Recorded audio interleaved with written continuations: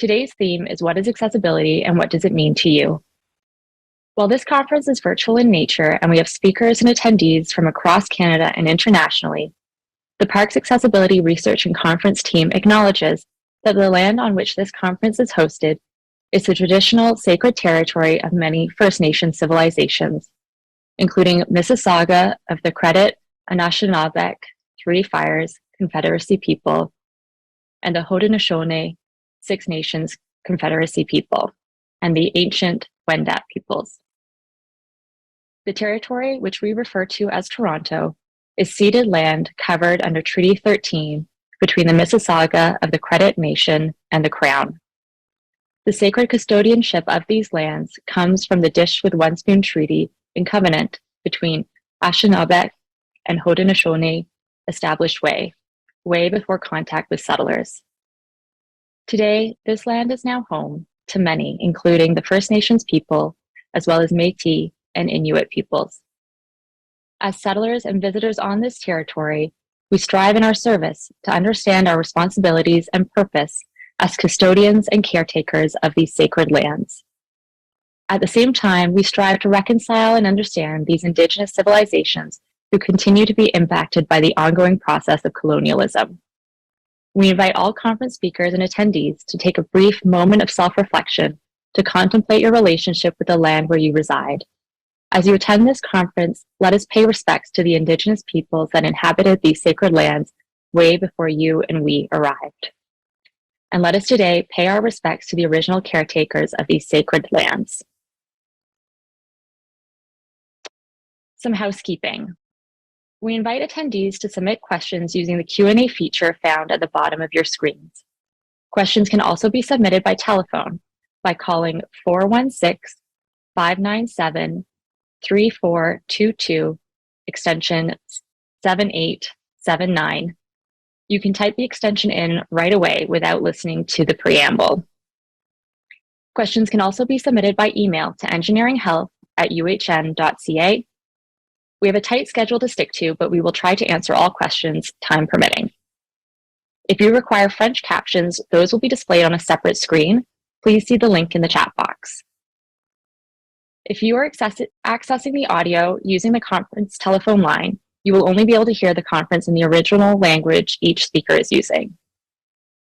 And if you run into any technical difficulties accessing the conference, please email engineeringhealth@uhn.ca or call 416-597-3422, extension 7879. We were thrilled to be able to send the first 350 attendees that registered for the conference a physical goodie bag in the mail. These goodie bags were created in collaboration with various disability-focused and run Canadian companies and disabled artists. We are grateful and honored to feature these items at our conference. A fully accessible virtual version of this goodie bag is available to everyone on our website. Opening up our conference today, we have a few words from Dr. Tilak Dutta. Tilak is a scientist at the Kite Research Institute, Toronto Rehabilitation Institute at UHN, and the director of the Engineering Health Lab that is hosting this conference. Welcome, Tilak. Great, thank you very much, Allison. I'm very excited to be here with you today. I'm a 43-year-old male, black hair, wearing a white shirt and a blue striped tie. Our team has put together a fantastic lineup of speakers and presenters over the next 3 days for you. I hope you enjoy it. Just before we get into that with our keynote speaker for today, Maayan Ziv, I just wanted to give a little bit of context to what we're trying to do with this conference as a whole, and how you can get involved after the conference, and why there's a little bit of urgency to this project right now. It's a really exciting time right now for accessibility in Canada. The Accessible Canada Act went into force in 2019, and that law passing created a new organization called Accessibility Standards Canada. This organization has been working very hard, bringing together groups of volunteers around the country to create a set of new accessibility standards. One of those standards focuses on accessibility of outdoor spaces. Our research team, was funded to develop a set of recommendations to inform this standard. So the goal of this accessibility of this conference is to start a conversation to create a better understanding of what national park accessibility means to you. What we've heard so far through this project generally is accessibility means different things to different people that have different needs. And that sounds obvious, I think, to most people in this room, the people joining us here. But I think the general public, people without awareness about accessibility-related issues, have a narrower vision of what accessibility is. And we want to help broaden their idea of what accessibility should be and how we can make our parks more accessible. So the information we gather from this conference, hearing your stories, hearing your presentations, we're going to combine with other data collection that we're doing with park visits through a literature review. We're looking at YouTube videos where people go on trips to parks and report and talk about their experiences. And we're running a survey across Canada with people with disabilities and their caregivers. What we're planning to do is take all of this information that we're getting from all of these sources of information, and we're going to lay it out into a giant table. Across the top of the table, we're going to list all of the different activities you may want to take part in when you go to a park. So that could be swimming, fishing, hiking, camping. It might also include tasks that we have to take care of when we're at a park, like toileting or changing. We're also down the side of this table, we're going to list the different needs that people have. So we're going to include needs for people with physical impairment, as well as sensory impairment, cognitive impairment, as well as people who might be non-neurotypical. And we're going to try to fill in the cells of this table with different solutions that will help a person with a particular type of need take part in a particular type of activity. So this table really gives us the opportunity to create a vision for what we want park accessibility to look like in the future. It's an ideal vision. We may never fill in, it may not be possible to actually fill in every cell in this table. In fact, we're expecting there to be gaps, but that's for us to take away later and think about ways of developing new technologies or working with our partner Parks Canada to think about how we can creatively fill in these gaps that are there. So that's our overall goal for this project. Part of what we want to do is create this table, but also highlight that it's not enough just to have these accessible features available. We also need to make sure information about them is shared appropriately so that people that need this information can access that information for planning purposes. Going to a national park is different than any other trip to a local park or going to the zoo somewhere close by, because it takes a lot more investment. It takes time and a lot more planning to pack everything up. What I've learned in my life with my son who uses a wheelchair is it takes a lot more energy to go through a lot of tasks than you otherwise might take. And so what we need to do is help people plan to do these activities before they're willing to take the risk. We need to give people the information they need to make plans on their websites. If someone calls in to confirm that a particular type of facility is available, we need people that answer the phone to have the same information that's on the website, and the people that we run into when we get to the park need to also have that same information. We need to find ways of making sure that information is up to date and accurate across everyone that might need it.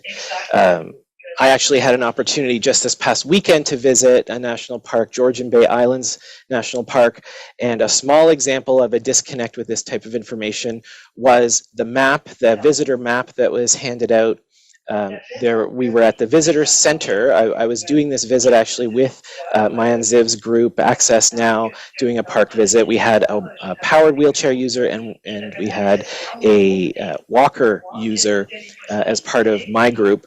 And near the visitor center on the map, there was an accessible bathroom that was marked.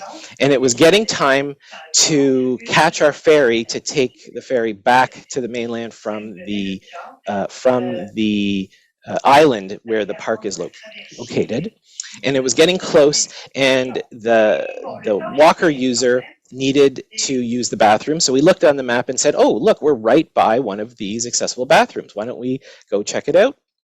It turned out that bathroom had been closed to the public for some time, but the maps hadn't been updated. So just a small example. I know people in this conference are well aware of these types of issues and have many stories of experiences like that.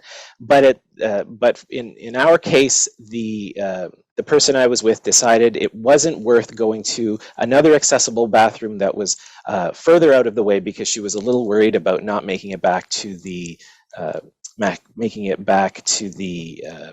ferry on time, because they leave right on time.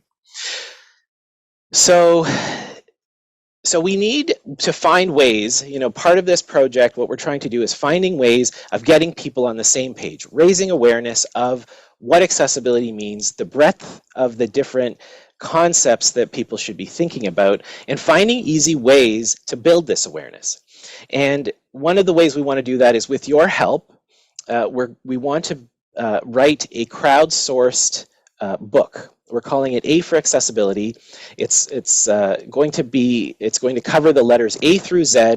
Each letter will be listed with a concept of accessibility that we think people need to know about and raise awareness about.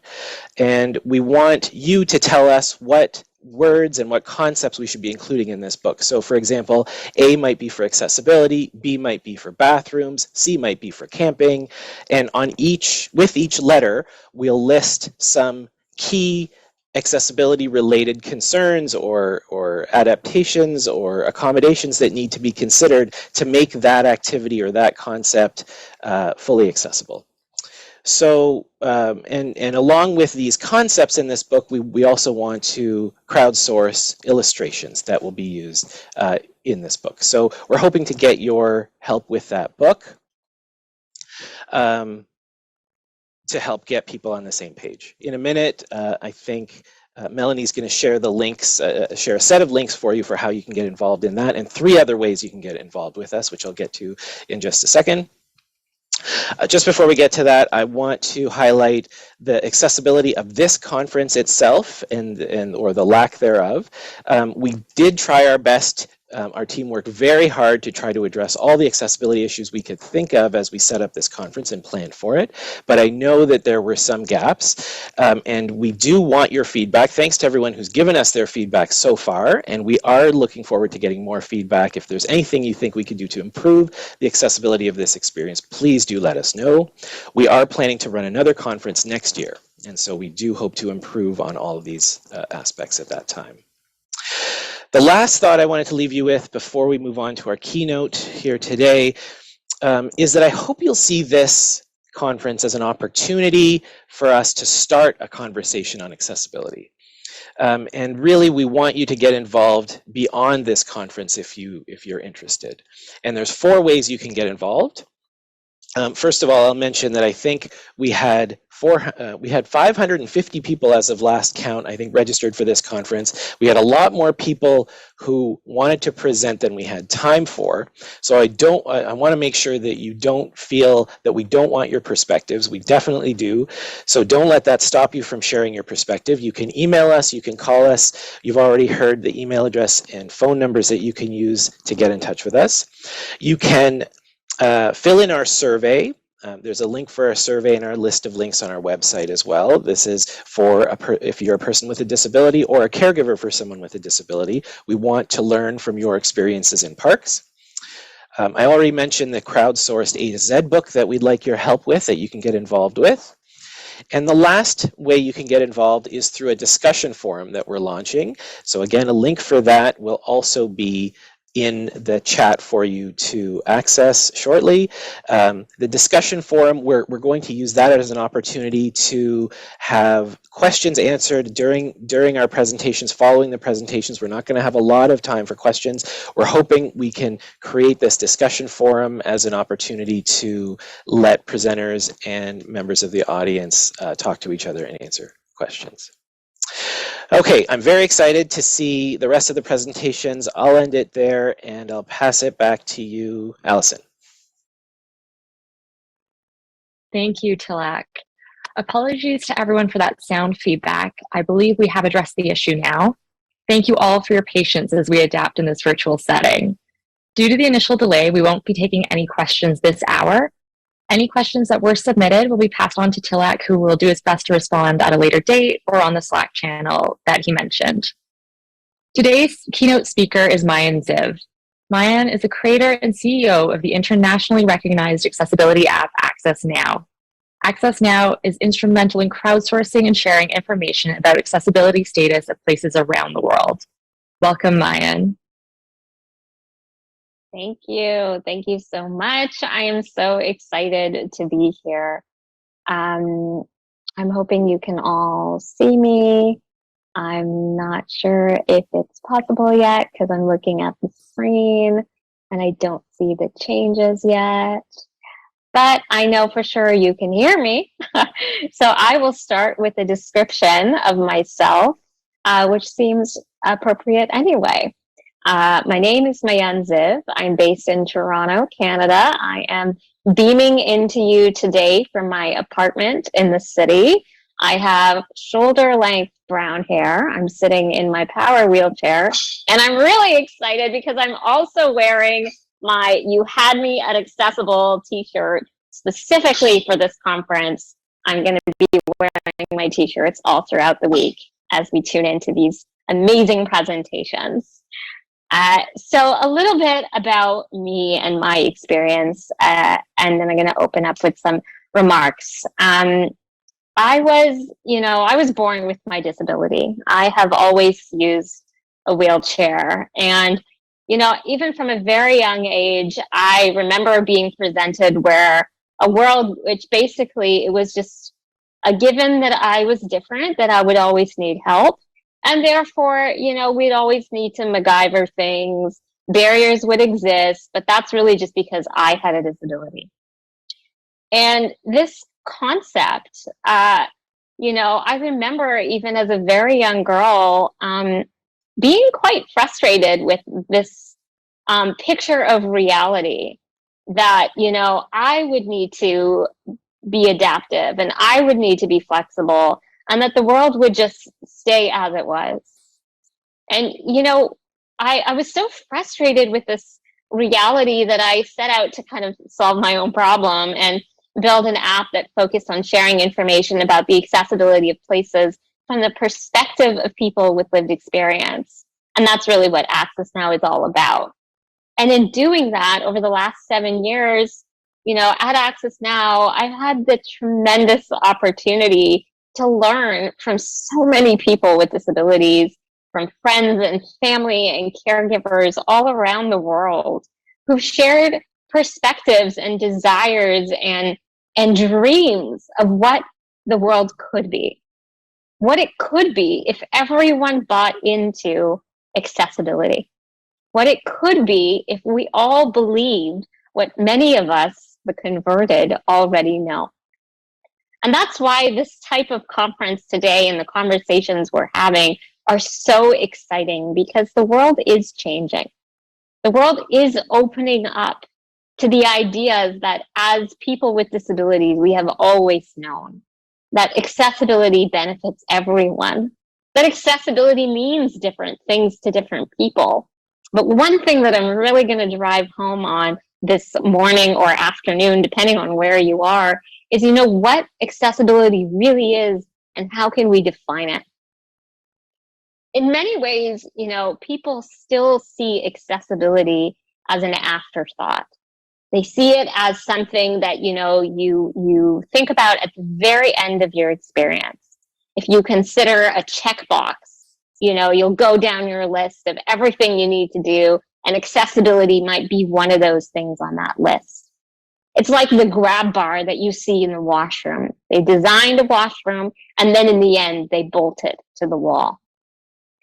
But accessibility, in my opinion, is far from that. It is not really about the end result, the products, the things that we need to do to be MacGyvered and adapted in order to suit the needs of others, in order to suit the needs of people with disabilities. But that accessibility, when truly understood, shows up and manifests for people in so many different ways.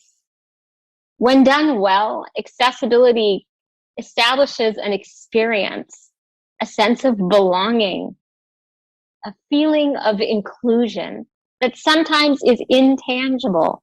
You might not even know that that's what's at play, that there are these secret magical ingredients that people have spent time to consider, to design inclusively in order to give you that experience where you feel that you can just be.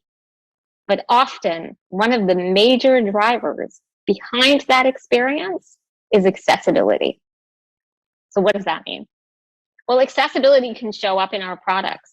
It can show up in the way in which we've designed our technologies. It can show up in the way that we even design something like an eyeliner applicator to be more inclusive, to allow people to more steadily draw a line on their eyes. And recently, Selma Blair, who's a vibrant and vocal advocate for people with disabilities, shared her experience discovering an inclusive and adaptive accessible eyeliner that she could now have the agency and independence to use.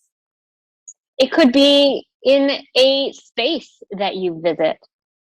You know, when you show up and perhaps there is a bridge that has tactile surfacing and a smooth entrance and exit to the bridge, it allows you to feel a sense of inclusion within that space. And those are just two examples of ways in which accessibility might show up on a bridge, as an example. It can show up in the way that we share information to allow people to gather information about the specifics that they need anywhere, however they gather information best. Perhaps that's through visuals, perhaps that's through text. It could be through audio, and it could be through many other forms in which we share information. Accessibility truly is about recognizing that people have different needs, that it's not about defining who we are, what we can or cannot do, but simply about creating options, about creating flexibility. And that in itself is a form of accessibility in thinking. And it can also show up invisibly. When you show up in a space and you feel that you can be safe, in which you feel that your needs are met, in which staff on site or event planners or caregivers or just people that you're meeting with are signaling to you quietly even that you're comfortable here, that you can relax, that you can drop your anxiety, that maybe you're going to have to speak up. You know, it could be something as quiet as someone next to you nudging a glass of water closer to you, or grabbing a straw for you without, you know, just putting it on the table in case you need it. Or just asking you, hey, if there's anything you need, please let me know. I'd be happy to kind of make that happen. It can be those quiet little things that we do for each other to let us know we're okay. And it's not about anyone having to step out of their comfort zone and say, hey, you know, I'd like to self-identify as a person with a disability. These are my needs. And, you know, have that kind of awkward or uncomfortable tension inside where you feel like now you've been othered. It just all melts away. That's another form of accessibility. What's amazing about this conference is that the outdoors is an incredible space where this can happen. The outdoors are places that can support us physically and mentally. They can give us a sense of space. And in many ways, can be an awe-inspiring equalizer. Because who has access to the outdoors? Who has the privilege or the accessibility or the sense of invitation and belonging to be included in the outdoors? Everyone should. And that's why this conference is so exciting. Because when we work together to remove some of the barriers, not only are we creating a more independence and more exciting opportunities to be involved, but we're also paving the way for others to realize that they can too. They can for themselves and they can for others. And really, I think when we get down to it, that's really what this is about. It's about demonstrating that it's not about who you are, how you were born, what you need or you don't need, whether you use a wheelchair or you have a white cane, or you're looking for, tactile surfacing, or perhaps, you need a quiet space. The list goes on and on and on. Never should it be your responsibility as an individual to wave a flag and say, I'm here, this is what I need, but we're still in that space. That's our job as advocates, as allies, as people working within the accessibility space to raise awareness about some of the barriers that still exist in the world so that we can identify them, so that we can share information, tools, and knowledge to remove those barriers. And then we get to the fun stuff. And then we get to the place where all of those elements of friction, all of those barriers, both physical and intangible, melt away so that we can simply show up as our best selves with or without disabilities in all of the diversity in which we identify, and feel included and feel a sense of belonging. Whether that is that you'd like to go on a stroll independently alone, or whether you're partaking in a group activity in which you get on a accessible sailboat and enjoy an amazing adventure with a group of friends. I love that element of the outdoors, that there is variety and there is a sense of dynamic engagement that any person can contribute to. That's the beauty and the joy that we're here to create over the next few days, to engage in conversations, to learn about personal lived experiences, to learn about educators and leaders who are paving the way, to identify those barriers, to share possible ways of removing barriers, and to show what we can do and how. And I promise you that as we continue to work on these conversations, as we continue to engage and work collaboratively, which is one of the most beautiful things about the disability community, that we often look at ways to work together to remove these barriers, we're able to get closer to that space, that sense of belonging, that sense of inclusion. So thank you for showing up. Thank you for raising your voice, even when sometimes it feels like you're the only one, because it matters. And whether you share a review on Access Now, or you show up at a conference and you ask a question, or perhaps this is something new to you and you're just looking to learn, this is how we make progress. It's not about identifying people for their specific needs. It's about creating opportunities and flexibility so that any person can see themselves reflected in the products we design, the experiences we create, the events we organize, the information we share. Accessibility shows up in everything we do. And that is the magic and the power of accessibility when it's designed with intentionality. When people with diverse lived experiences are involved and included in creating and innovating the solutions that we need to see in our world. I'm super excited for this conference. Congrats to everyone for showing up. This is the first step, and looking forward to an amazing few days of jam-packed, awesome, mind-opening conversations.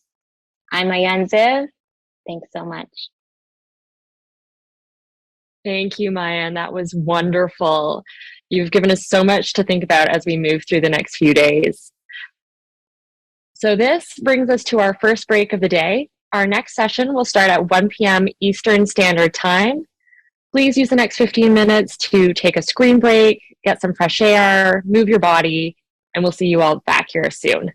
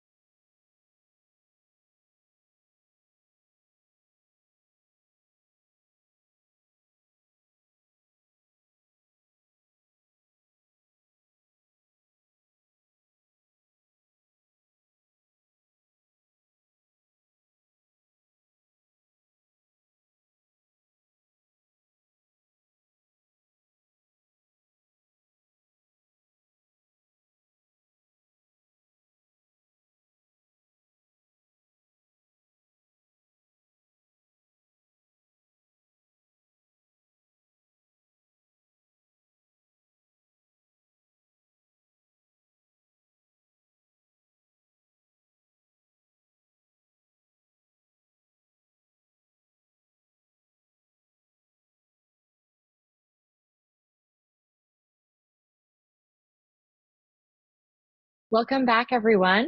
We will be starting the next session shortly. Just a reminder, information about how to submit questions and how to access French captions can be found in the chat. Our first speaker this hour is Lawrence Gunther. Lawrence is a conservationist, outdoor writer, broadcaster, blogger, and filmmaker whose work has been recognized for numerous awards. Blind from the age of 8, Lawrence's work focuses on documenting Canada's amazing natural resources through visualization and storytelling. Welcome, Lawrence. Thank you so much. Yeah, Lawrence Gunther is my name. I go by he, him. For those of you who can't see, I'm about a 6'3" guy, 210 pounds. I have a silver hair and a beard. And I have a guide dog. He's a St. Abbey guide dog. He's half Labrador, half Golden Retriever. And I started the charity Bluefish Canada. It's about the future of fish, fresh water, and connecting to nature through fishing. I love fishing. For me, as a blind person, it's all about feel the bite. And I do really well at it because I visualize the underwater world. More about that to come. We do videos. We've made documentaries, long form, short form documentaries. We specialize in educating people. And a lot of people like to be informed these days through social media. So we do a lot of that through our charity, but we also do a lot of hands-on because nothing beats getting people's feet wet and really out there and experiencing the outdoors for real. One of the ways we do this is one of our initiatives is the blind fishing boat. It's something we started in 16 years ago. It's an actual plastic electric fishing boat that everything is accessible on it. It has talking GPS, talking compasses and depth sounders and sensors and so on. Actually, it's pretty much almost self-driving now. Next slide.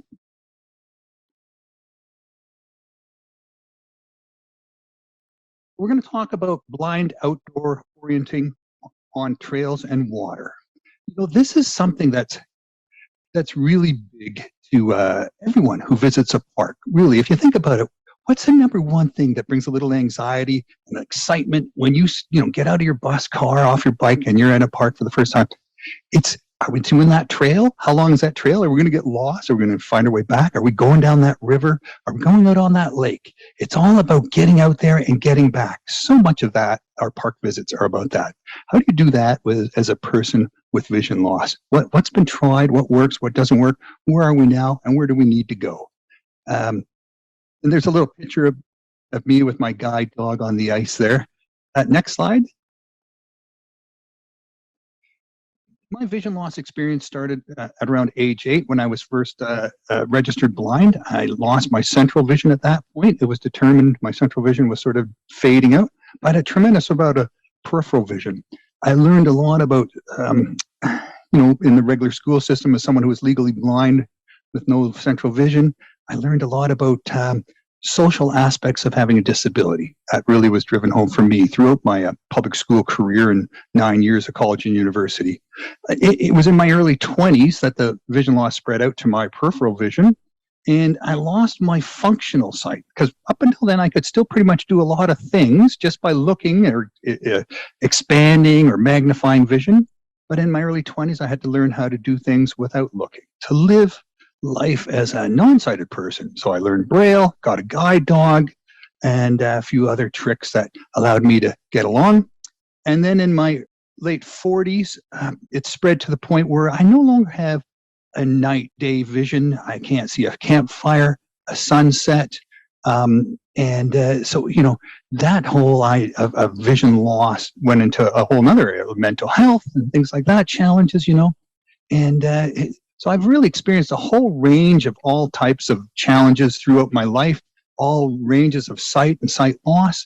And it's helped me develop some skills, I think, that I'm trying to pass on to the public now in terms of visualization and visualization of the underwater world, those worlds that really none of us see. Next slide.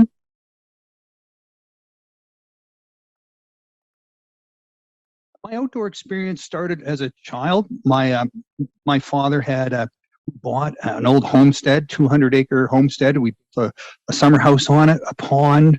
It had 110 acres of forest that we reforested and 80 acres of hardwood maples, and it backed onto 10,000 acres of crown land. And I learned that I learned that 200 acres like the back of my hand. I learned that pond. I watched that pond evolve over my life. And it got me into scouts. I was into scouts and got into canoeing a lot into ventures later on, a higher level of scouts. We did some pretty cool canoe races. We actually canoed from Toronto, Ontario to Prince Edward Island on a canoe trip in 1977 for the World Scout Jamboree. Blind sailing, kayaking, sailboarding, snowmobiling. I love snowmobiling. Now it's not so much driving anymore. Hiking, a lot of hiking. But I love being on the water most of all, whether it's in my kayak, a canoe, or my fishing boat, my blind fishing boat. I'm also, full transparency, I'm sponsored by some marine industry companies and some fishing companies for my fishing activities. I used to do a lot of tournament fishing, not so much anymore. But I really want to just focus my life to helping people understand that we have a stewardship responsibility, that we have a one health responsibility with nature. Next slide, please.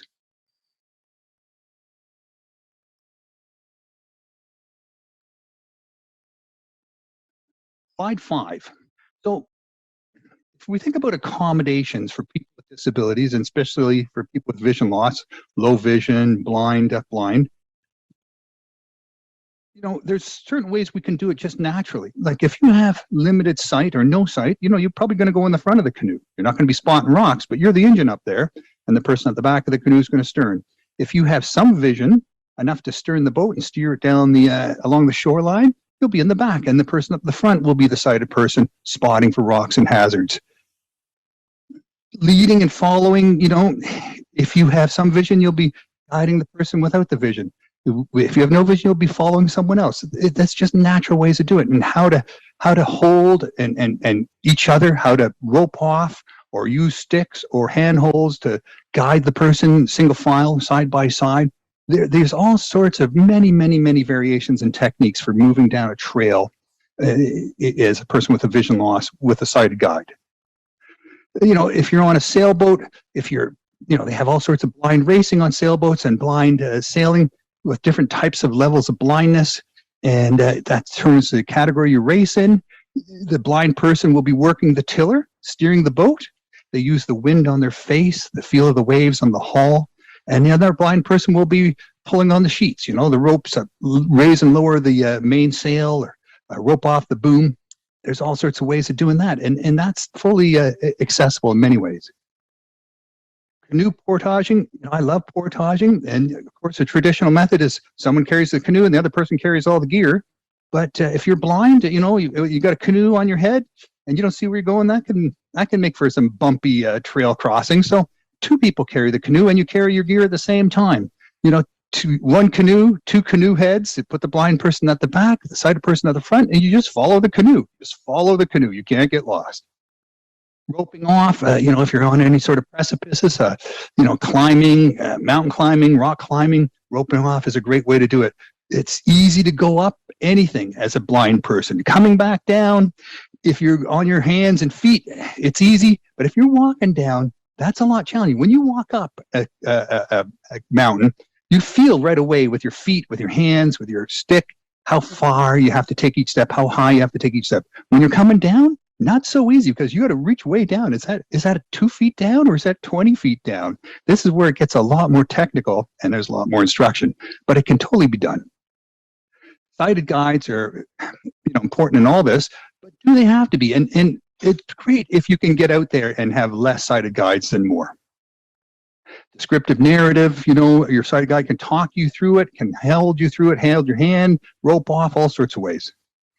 Hiking poles are a great way, substitute your guide dog with your guide dog, without your guide dog, with a white cane, paint your hiking poles white.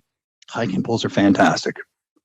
Tandem bikes are fantastic. Tandem mountain bikes, they don't have a lot of those for reasons that are technical, but on a good trail, any reasonable trail, a tandem bike can do well. Next slide. So we're going to get into a little more about the aids and devices that apply to orienting on trails and water in parks. Guide dogs is the first one, my favorite. I love dogs. I've been using a guide dog now for 37 years. Different dogs, not the same one. But, when you're on a guide dog, with a guide dog, you don't always have to hold the harness. Holding the harness means the dog's beside you. If you need to go single file and the dog has to go in front of you, you need to let go of that harness or you're going to be bent way over. And that's where you have to get used to working with your dog with a leash and a stick. You can't make the dog guide you just with the leash, but they will try. You just can't fault them if something goes wrong, like you bang into something. That's why you should have a hiking pole and a guide dog. I do this for cross-country skiing, for snowshoeing, for many different ways, all seasons out there with my dog. Sighted volunteers, of course, you can bring a volunteer, someone who's dedicated, who's devoted. You might not even know them. Ski hawks, all sorts of blind skiing organizations, trail running organizations, where you meet your sighted guide when you show up to the event that morning and you spend the day together. And at the end of the day, well, you just made a new friend. Binoculars, who doesn't want to bring some sight magnification to do some bird watching? All those same tools apply for people with low vision. Contrasting clothing, lights, if you're in a busy area, snowboarding, snowshoeing, or skiing down a hill, tobogganing, it's good to have some contrasting clothing so people can identify you as a non-sighted individual. Talking compasses are great tools. There's tons of them out there now, but they're all on your smartphones for the most part. There's not many that are actual standalone talking compasses. Talking GPS, again, many versions of that on the compass, on your smart devices, but not a lot alone. There's just a couple that are actually specific talking GPS systems for the blind. Artificial intelligence, obstacle recognition, that's just starting to come along, and that's going to open up some exciting new opportunities for sure. And remote real-time guidance, we have a few programs where you connect with someone behind a computer who's looking through your camera and talking to you through your earpiece and telling you what's coming up ahead. They have that now for people to get around in towns, in cities, in buildings, and as well on park trails as well. You just need to have cellular connectivity. Next slide. Accessible by design, right? So this is where you build in the accessibility, making the need for accessible devices or volunteers unnecessary. So things like tactile paths. So you have a nice path that's distinguished from the ground around you through a special gravel or pavement, something that, you can just walk down that path and you can turn around, come back, or you can keep going, but you're not going to get lost because you're not going to leave the path. Railings and ropes, as a person without sight, you don't need to have the paths necessarily, but the ropes, it's something you can follow with your hand. A railing, a rope, it's not so much to hold you up. It can be an assistance in that regard as well. But if it's just a sighted guide technique, you got to make sure that that's understood, and that can get you around. But, if you're doing a 3-mile hike, a rope or railing might not be that doable. It's smooth, step-free. What's good for wheelchair users is good for blind people, good for all people. Braille, large print signage, that's great. The thing is, though, you have to be able to find the signage. If you're on your own, if you're low vision blind and you don't see where the signs are, it doesn't matter if they're large print or Braille. You need to find them, get close to them to be able to read them. And so that's the challenge there. Kind of a catch-22. Audio narrated tours, more and more parks are providing you with a device with a headset, and you wear it, and some of it has GPS triggered data, or some of it you push in the number based on the sign of the thing you're standing in front of, and it tells you what you're looking at, what's around you, gives you the history, gives you the background, gives you a deeper understanding of how it was made or who's responsible, all of that stuff. And that can really help you become a storyteller for the people you're with to relay that information. Audio beacons and buoys, there's more of this type of technology going on. These things are battery driven, using Bluetooth or RFID, ways to communicate wirelessly to your handheld device, so that as you're moving along, it triggers information, it sends information to your handheld device, and you don't have to download anything in advance. All of a sudden your phone is telling you what you're passing, what's around you. GPS waypoints, this is something we're going to get into more about, but I really think, GPS is a much stronger tool for navigating on trails and water than a compass. If you're with a compass, you can be heading north-northwest, 229 degrees, and you can, point your phone in that direction and keep going in that direction, but that doesn't compensate for drift to the side. The magnetic North Pole is a long way away, and it's not going to tell you if you're drifting to the side. On the other hand, waypoints using GPS, it's not a line like a compass. It's just a string of dots, and you navigate from one dot to the other. And there's some downsides to that as well. You'll go in a straighter line because you're literally going from one GPS point to the next, but you only get a 10-meter accuracy rate. So if you're 10 meters to the left of the waypoint or 10 meters to the right of the waypoint, or which is always the case, the waypoint tells you you've arrived when you're still 10 meters before you actually got there. So the accuracy of GPS waypoints is not terrific.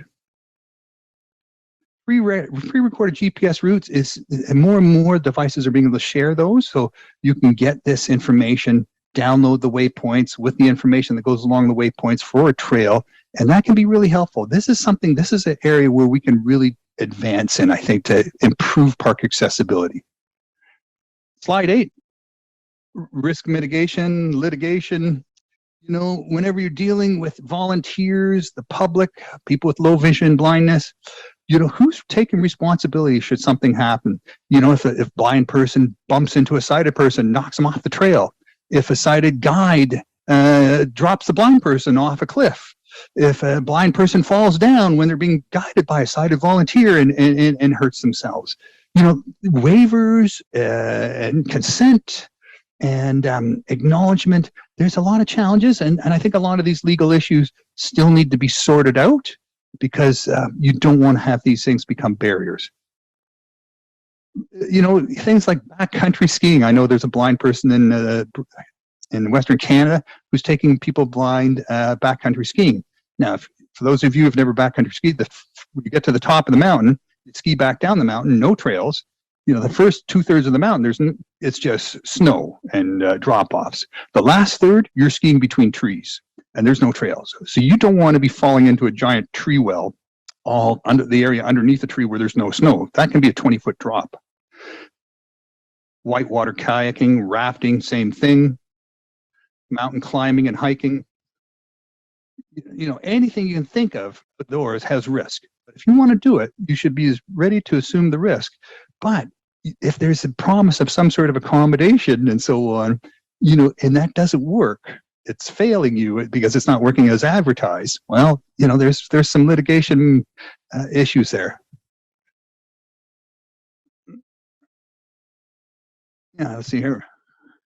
Slide 9. And so I'm just saying thank you here. I might be a little bit ahead in my timing, but I really think, just to sum up, that orienting on the water, on trails, on rivers, in parks is such a huge part of the park experience. Hiking and rafting and paddling and sailing and boating. This is what we do when we go to parks, right? That's really what we do. It's what really gets people's outdoor juices flowing, really makes them feel alive. And yet that's something we haven't done a lot of investigation in yet. We've talked a lot about wheelchair accessibility paths, and that's great, but I think we really need to spend a lot more time dealing with how do we make these paths more user-friendly to people with low vision blindness. The population is getting older. The number of blind people, low vision people, is going to start growing exponentially. And as the population ages, we need to be on top of this. We need to make sure it's usable for everybody. And if we create this system for blind, low vision people, you can be pretty sure that everyone's going to take advantage of this. Everyone's going to want to have these really advanced GPS downloadable routes with waypoints and information about where you are, and a little bit maybe interactive. So if you veer off, it can help you correct and get back on trail. Artificial intelligence is going to come into this, including object recognition. There's going to be so much great news on this coming real soon, I'm sure about it. I'm Lawrence Gunther. If you want to know more about me, visit lawrencegunther.com or visit my charity, bluefishcanada.ca. We have a podcast called The Bluefish Radio Show. We have a podcast for the blind, low vision called Outdoors with Lawrence Gunther. And visit if you want to know more about orienting on water or fishing, visit blindfishingboat.com. Do we have time for questions? Thank you, Lawrence, so much. Unfortunately, we are out of time, but we will collect the questions and we can send those on to you. If you are able to respond to them, that would be fantastic. For sure. Yeah, happy to do that. Sorry for going over time, you guys. That's all right. I fully agree with everything you said. It's an exciting time, and we'll see a lot more changes come in soon on the trails. Fantastic. Yeah, I agree. Thank you for having me. Thank you. All right, we'll just take a few seconds for our interpreters to switch out if they need to. Our next speakers are Julie Sawchuck and Megan Deal. Julie is a best-selling author, accessibility strategist, and educator. With years of experience conducting accessibility assessments and ratings for commercial and institutional buildings, she is the new chair of the Standards Development Committee for the review of the design of public spaces under the AODA in Ontario.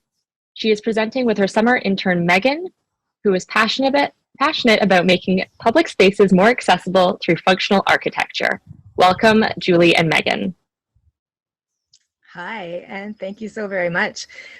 Excuse me, I am presenting in my great outdoors as far enough as I dare to be from my internet hub. So I hope I maintain connection throughout the presentation. My name is Julie Sawchuck. I am in Blythe, Ontario, southwestern Ontario. I have medium length blondish hair and I'm wearing black glasses with a little bit of bling on the corners, some shiny sparkles in the sunshine. And I'm going to introduce you to Megan in a minute. The title of the presentation that we're giving to you today is called If You Can't Pee, You Can't Stay. Yes, we're going to talk about those things that happen behind the closed door of the bathroom, like sitting on the toilet, which is the image that is presented on this first slide. Me sitting on the toilet with my wheelchair. Next slide, please. Hi, everyone. I'm Megan Deal, and I'm from Saskatchewan, and I'm from a student for Sawchuck, Accessible Solution, working for Julie, as we are talking about today. We talked about the accessibility of a space or activity. It is based on the 3 pillars on the PowerPoint here today. Is it safe? Can it be navigated with as much independence as people are able to have? Also, does the person's safety remain intact throughout? Next slide.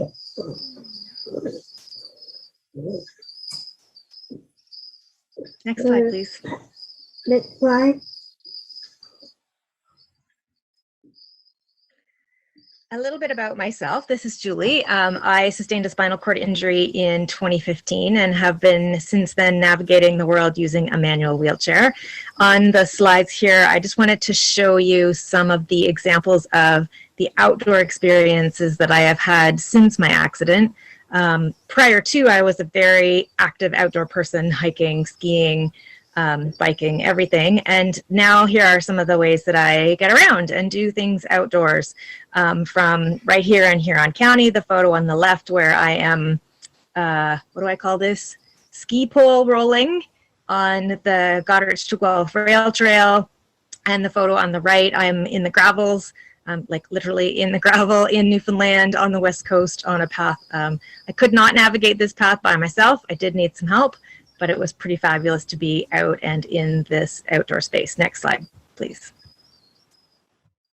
Cross-country skiing was what I used to do as my sport and as a coach. And so I have ventured to do some sit skiing. This is an example of a super flat trail in Aurelia, Ontario on also a super cold day. Next slide, please.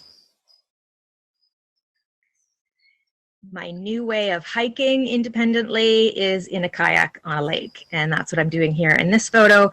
I don't need anything special to kayak itself, but I do need a lot of assistance getting in and out of the kayak and back into my wheelchair. Next slide, please. And biking on long trails with the G2G on the right-hand picture there. That's me at one of the outposts near Walton, and then on sort of more uneven surfaces, I use a different set of wheels called a mountain trike, and it allows me to get over uneven surfaces and through mud and stuff like that and keep my hands clean at the same time. So with all of these different types of mobility devices, you know, I could stay out for as long as I wanted, but it all comes down to the capacity of my bladder. Next slide, please. And that's why I'm here to talk about toilets. Because it all comes down to, are the washrooms actually accessible? And if you are in charge of a park space or a trail and you think, oh yeah, we have accessible bathrooms, I'd like you to just park that for a minute and listen to what Megan and I have to share with you about what makes a washroom actually accessible. Next slide, please. As was mentioned, I am an author, and the information that I'm going to be sharing with you is from my third book, Building Better Bathrooms, that you can see here on the right, and it is available from my website. You can find it there. And I don't want you to like madly, furiously take notes about what makes a bathroom accessible, because I'm going to tell you how to get the checklist of all of the things that we are going to talk about today. Next slide, please. So I want to start with the basics of an accessible washroom. And in the image, you see a drawing of a bathroom door that has signage, blade signage above, and a sign beside that is tactile and color contrasting. You can see through the door a little bit, the toilet that's tall and has grab bars. Behind that door, there's also great hand washing facilities. It's large enough to have an adult-sized change table, and it also has an emergency call system. Next slide, please. Go ahead, Megan. Yes, thank you. With washroom facilities, we have tremendous opportunity to create a space that is also inclusive. We can eliminate the use of gender-specific washrooms, provide spaces big enough for families and adult-sized change tables, because many older children and adults live with incontinence and need space to lay down. Next slide. All right, so let's look at the most important aspect of the bathroom, and that is the toilet and the accessories. And you can get this toilet checklist from my website, juliesawchuck.ca. Just click on free resources and you'll find it there. Looking at the diagram that we've got drawn here, you see the tall toilet with a U-shaped toilet seat and a toilet seat lid that provides a backrest. I was stopping at a roadside rest stop just this past week, and the toilet did not have a backrest. It was basically just the seat of the outhouse, and therefore I would have nothing to lean against. And because of my lack of core, that would probably put me on the floor, which you don't want to go there. Then there's also grab bars provided, 3 actually, the fold down grab bar on the transfer side, the rear grab bar, and the L-shaped bar on the wall beside the toilet. Everything is within reach of being seated. The sanitary disposal, the toilet paper holder, and even the emergency call system. If there's power, if there's power in the bathroom, it's a very important aspect. Disposal, we talked about already, that sanitary disposal is there right beside the toilet. Next slide, please.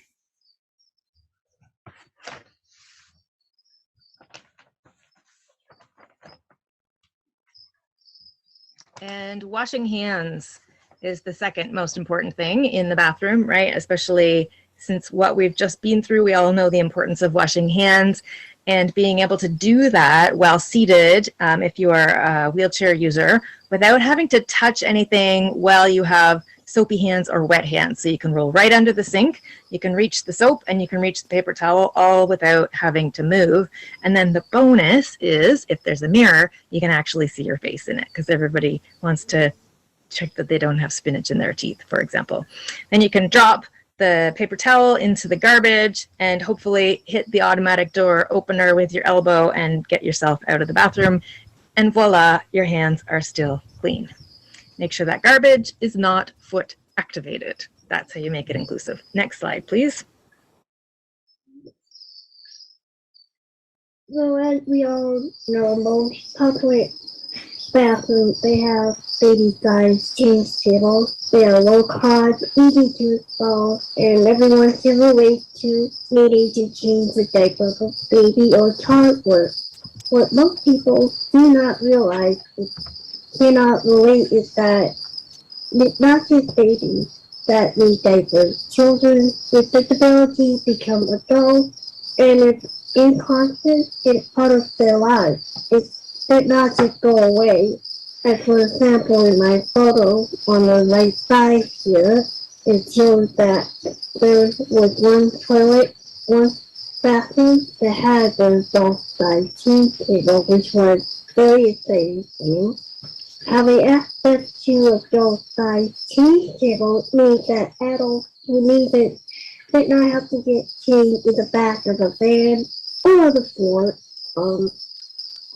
of a washroom or not leave home at all. Because most of the time we don't leave home for that very reason. So also, don't you truly want everyone to be able to visit your park or trail? Next slide. We couldn't possibly cover everything that we need to talk about in terms of making a bathroom truly accessible, welcoming, safe, ability to be independent, and maintain your dignity all at the same time. You know, like what Mayan said right at the beginning, is if you can go into a space and not even have to think about it, that is true inclusion. So we can't cover everything, but know that there are other things that we haven't spent a lot of time about. Change rooms, showers, emergency call systems. There's a lot to think about, but don't let yourself be overwhelmed. Start with one thing and make that part of your bathroom better. Next slide, please. And the last thing that I want to talk about is a project that Megan and I are currently working on. The Goddard to Guelph Rail Trail is obviously a rail trail that runs from Goddard to Guelph and runs right across the field in front of my house here. So it's very near and dear to my heart. And we are building an accessible outhouse. And Megan's going to tell us a little bit about that right on the trail side. Go ahead, Megan. Next slide, please. Well, the goal is to make sure that it was for everyone who is using a handbike. So it has been designed to be large, also with 2 doors to allow for roll-through access and have door openings that is accessible from recumbent position of the hand cyclist, so that you don't have to turn around and go through the same door. You can slide right through it. Next slide. So this is a work in progress, and it hasn't yet started to be built, but the plans are working, or they're happening. We have a team, we have funding. So please follow this project, and I'm really hoping that it becomes a model for future projects that will happen across the country in your own parks and on your trails. So stay tuned for more about that. Next slide, please.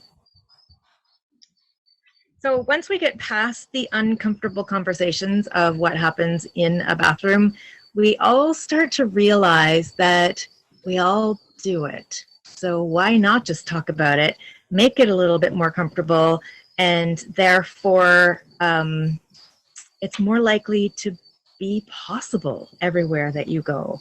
And it doesn't have to be complicated. It doesn't have to be as complicated as you might think. So next slide, please. When we build better bathrooms in parks and trails, we will do the following things here. We reduce the burden of worry, right? When I go anywhere, it's the very first thing that I think about. Where am I going to pee?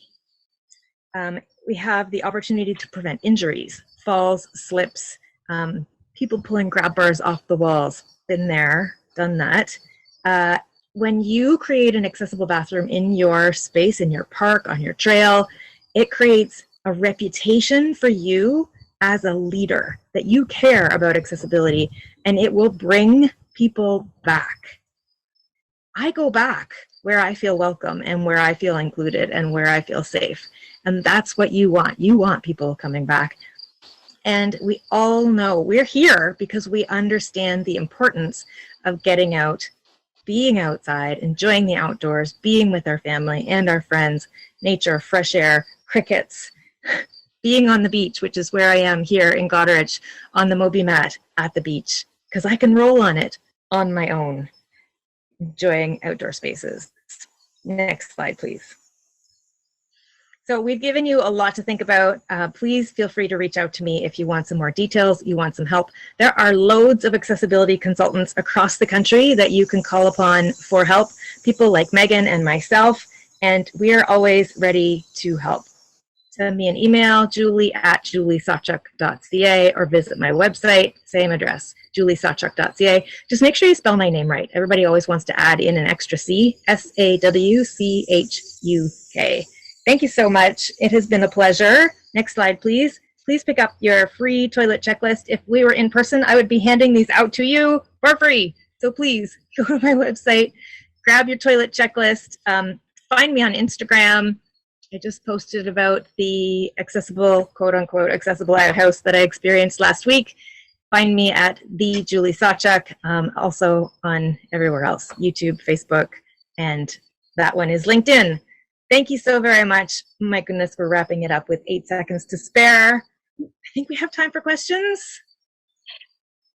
Thank you, Julie. I think just given our timing, we will not have time for questions.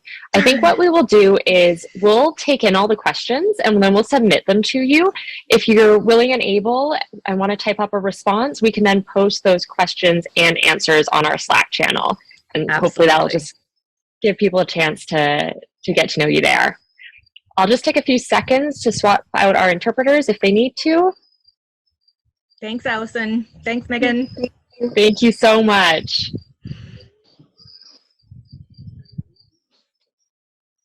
Our final speaker for this hour is Julie Williams. Julie is an educator and activist with 2 decades of experience in policy, outreach, and qualitative research. In her current role at Montech, she connects people with disabilities with technology that maintains and or improves their functional capacities. She earned a PhD in English from the University of New Mexico in 2017. Welcome, Julie. Thank you, and thank you everyone for joining us today. Julie Williams joining you from Livingston, Montana in the United States. So thrilled to be here for this conference. I am a white woman with shoulder-length dark hair that's straight. I have tortoiseshell round glasses and a blue button-down shirt that is unbuttoned to accommodate my 38-week pregnant belly. So I'm just happy this baby stayed put long enough for me to join you here today. I would like to present to you some of the work that I've done in classrooms to incorporate the topic of ability, accessibility, disability, ableism into nature writing and environmental literature. So here in the United States, the environmental movement and nature writing have long had a problem with kind of erasing the body in general because of an ableism problem. So there is an assumption of an able-bodied individual that is able to traverse into nature, and that is the basis for a lot of this literature. So I'm trying to get my students and the general public out of that assumption and get them to question where that's coming from. Next slide, please. So these are a couple examples of classes I've taught this in. Nature Writing in the American West, and an Introduction to Literature class that was paired with an environmental studies. So we read a lot of environmental literature. And the key questions that I want students to ask in these classes that focus on nature writing and environmental literature are: how do relationships between the humans and their environment reflect and shape literature about landscape, their environment, the West? How do gender, race, ability, sexuality, ethnicity, and class shape the author's standpoint toward the natural world? So we're not just looking at ability and ableism, we're also looking at race, which is another problem with the environmental movement here in America, that it has been predominantly white, upper to middle class people that are able to access these spaces. So we're trying to consider all these different ranges of experience, and not just have this norm of that has been kind of the foundations of the movement. So next slide, please. We do start with the foundations of the movement as our starting spot. So we start with the Transcendentalists, most well-known, Emerson and Thoreau. So I have some quotes from them that we examine in these classes. The one by Emerson says, "Standing on the bare ground, my head bathed by the blithe air and uplifted into infinite space, all mean egotism vanishes. I become a transparent eyeball. I am nothing. I see all."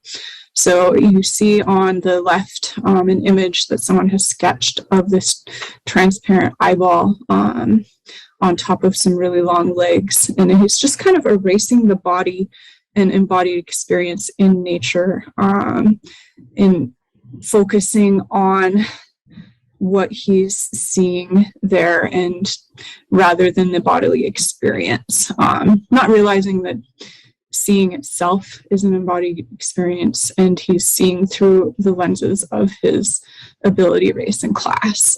So all that's erased. And then Thoreau, from walking, I can easily walk 10, 15, 20, any number of miles, commencing at my own door, without going by any house, without crossing the road, except for where the fox and the mink do.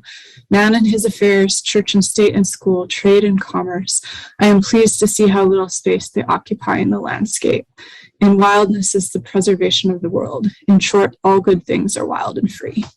And this is really a good quote by Thoreau from his his essay on walking, about the way that wilderness and nature are valued in the United States. The wilder, the better. The idea or concept that you have to be really remote to be accessing nature, that's the kind that's worth saving and preserving. It really runs underneath a lot of both environmental literature and the environmental movement, like the preservation movement. Next slide, please. So our first assignment in these classes that I teach I ask students to do peripatetic walks. So peripatetic philosophy is walking philosophy, where you are just traversing your environment and thinking about it. So after we've read these walking philosophies, I ask students to choose one of the authors to meditate on as they walk around campus for the first 20 minutes of class, and try to get into the character of the writer that they chose. So can they embody what is being talked about in walking, the genius for sauntering and things like that? What type of nature do they see around them? How do they interact with it? And this is something that gets them to just be observational in their environment. I have had students with various disabilities, some in wheelchairs, some blind students, so they already are keyed into a lot of these things that the students that haven't had those experiences are trying to observe more around them. Next slide, please. We go from the foundations of Thoreau and Emerson to Edward Abbey, who wrote a lot about accessibility in his novel Desert Solitaire. So here's what he has to say about accessibility. The developers insist that the parks must be fully accessible, not only to people, but to their machines, that is, to automobiles, motorboats, etc. The preservers argue, in principle at least, that wilderness and motors are incompatible, and that the former can best be experienced, understood, and enjoyed when the machines are left behind where they belong, on the superhighways and in the parking lots. So he's really strident in his viewpoint that nature should be accessible by foot only. And he doesn't like any sort of development into the national park system, not even thinking about a disability and accessibility that way, but just also accessibility to people who are able-bodied but prefer to drive. So he's very strident in his viewpoint. Next slide, please. What does accessibility mean? Is there any spot on earth that men have not proved accessible by the simplest means, feet and legs and heart? Even Mount McKinley, even Everest have been surmounted by man on foot. That being the case, why is the Park Service generally so anxious to accommodate the other crowd, the indolent millions born on wheels and suckled on gasoline who expect and demand paved highways to lead them in comfort, ease, and safety into every nook and corner of the national parks? So really equating the roads and development that allow for access with kind of laziness. It's his viewpoint here. Next slide, please. So what does accessibility mean in the national parks in the United States? The national parks here were started in 1872 when Yellowstone was established. With more than 2 million acres of land in the Montana and Wyoming territory, were dedicated and set apart as a public park or pleasuring ground for the benefit and enjoyment of the people. Olive Stegner, another writer, has said that the national parks are the best idea we ever had. Absolutely American, absolutely democratic. They reflect us at our best rather than our worst. So the national parks are founded with this idea that they're for everyone. They're this democratic idea. But when we examine the way that they've been written about and the environmental movement, environmental literature in America, we can see how the body politic here has an ableism problem as well. So it's not surprising that these things are all connected in the national consciousness. Next slide, please. So then I counteract that towards the end of class with Lucia Perio's I've Heard the Vultures Singing. So this is a collection of essay where the author, Lucia Perio, seeks a new way of connecting with nature that accommodates the physical challenges brought on by her MS. So she taps into the larger social debate about the value of accessible nature. She was a former park ranger and developed MS and is getting out into nature in her wheelchair and documenting those experiences in that classic nature writing way of just observational what's around her. Next slide, please. So in her essays, she talks about how she feels about access, where becoming handicapped has meant becoming a little more congenial, in that my accessing wilderness now requires collaboration. She directly addresses Emerson and Thoreau. She says the two craftsmen of our national mental template when it comes to both individualism and nature. The great man is he who in the midst of the crowd keeps with this independence of solitude, says Emerson in his famous screed, Self-Reliance, which gives justification to just about any psychopath who feels he is possessed by genius. Thoreau, famous for his solitary stay at Walden Pond, similarly describes the kind of solitary life that is contingent on good health. Builder of cabins, sower of beans, Thoreau's body is the primary instrument he used in his experiment with living in relative isolation in nature. Walden is, at rock bottom, the chronicle of Thoreau's body's trajectory through the woods. Last quote by Perio, when the legs become unreliable, one loses a large portion of the world. I get tired of the word accessible, the idea that the world must be reworked for my benefit. So those are just some of her thoughts on Emerson and Thoreau and her kind of dialogue that she's opening up with him and pointing out the underlying assumptions in their work. Next slide, please. So the next time that I have students do is put these nature writers in conversation, just asking them to consider their philosophies and how they might interact with each other. Next slide, please.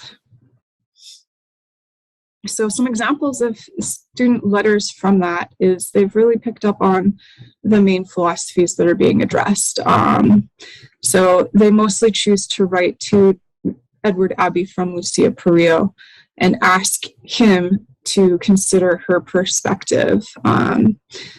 So an example of the student writing is that the ability to experience nature is diverse and personal. It seems that you can only experience and appreciate nature when it is overwhelming. The true outdoorsman would appreciate the mundane aspects of nature and the aspects so seemingly underwhelming that they could easily be missed. I appreciate your opinions and experiences as a writer. However, my experience with MS has changed my perspective. I hope that you will try to learn and to see and appreciate nature where you may not have thought it existed. So just challenging that idea that the wilder, the better, the nature here in America. Next slide, please. So this is another example. The students chose to write from Lucia Perio to Edward Abbey, calling out his closed-minded approach to nature and those who wish to experience it, and reminding him that not everyone has the same embodied experience he does. Next slide.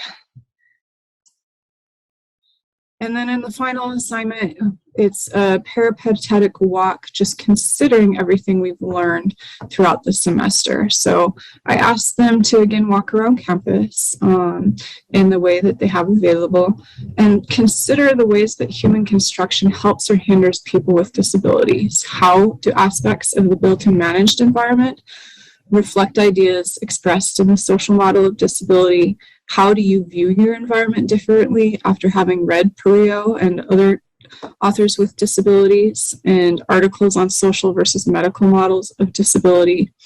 How or where do you see the built environment and social attitudes contributing to systemic barriers for people with disabilities? And how have your attitudes changed? Next slide, please. And in the final presentations, I allow students just to take wherever their own interest lies. I've had students with disabilities kind of create evaluations of trails that are supposedly accessible and rating how accessible they actually are.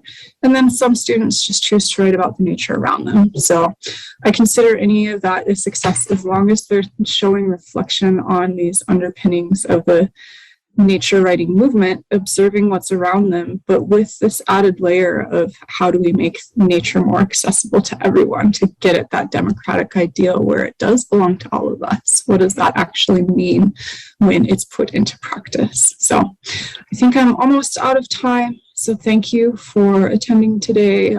It's my pleasure to talk about this with you, and I hope to hear your questions emailed. So thank you. Thank you so much, Julie.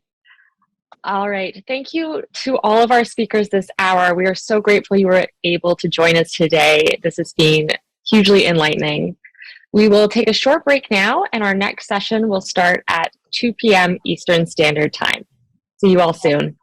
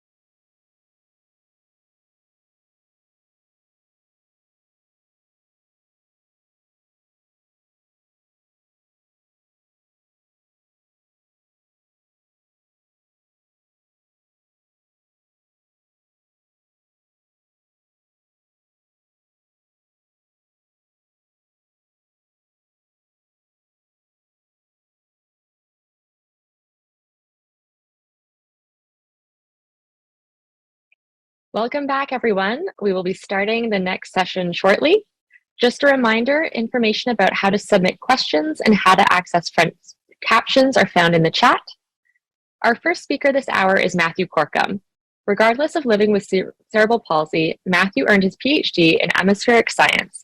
An outdoor enthusiast and professional speaker, his one-line jokes often lighten the mood as he describes weather and inclusiveness. Welcome, Matt. Good afternoon. Thanks for having me. So the title of my talk today is A Park for All, an inclusive space. In this title slide is a picture of me skiing with my friends, biking with my friends in a race, and biking by myself in the mountains of Banff National Park. Next slide. So why do parks need to be accessible?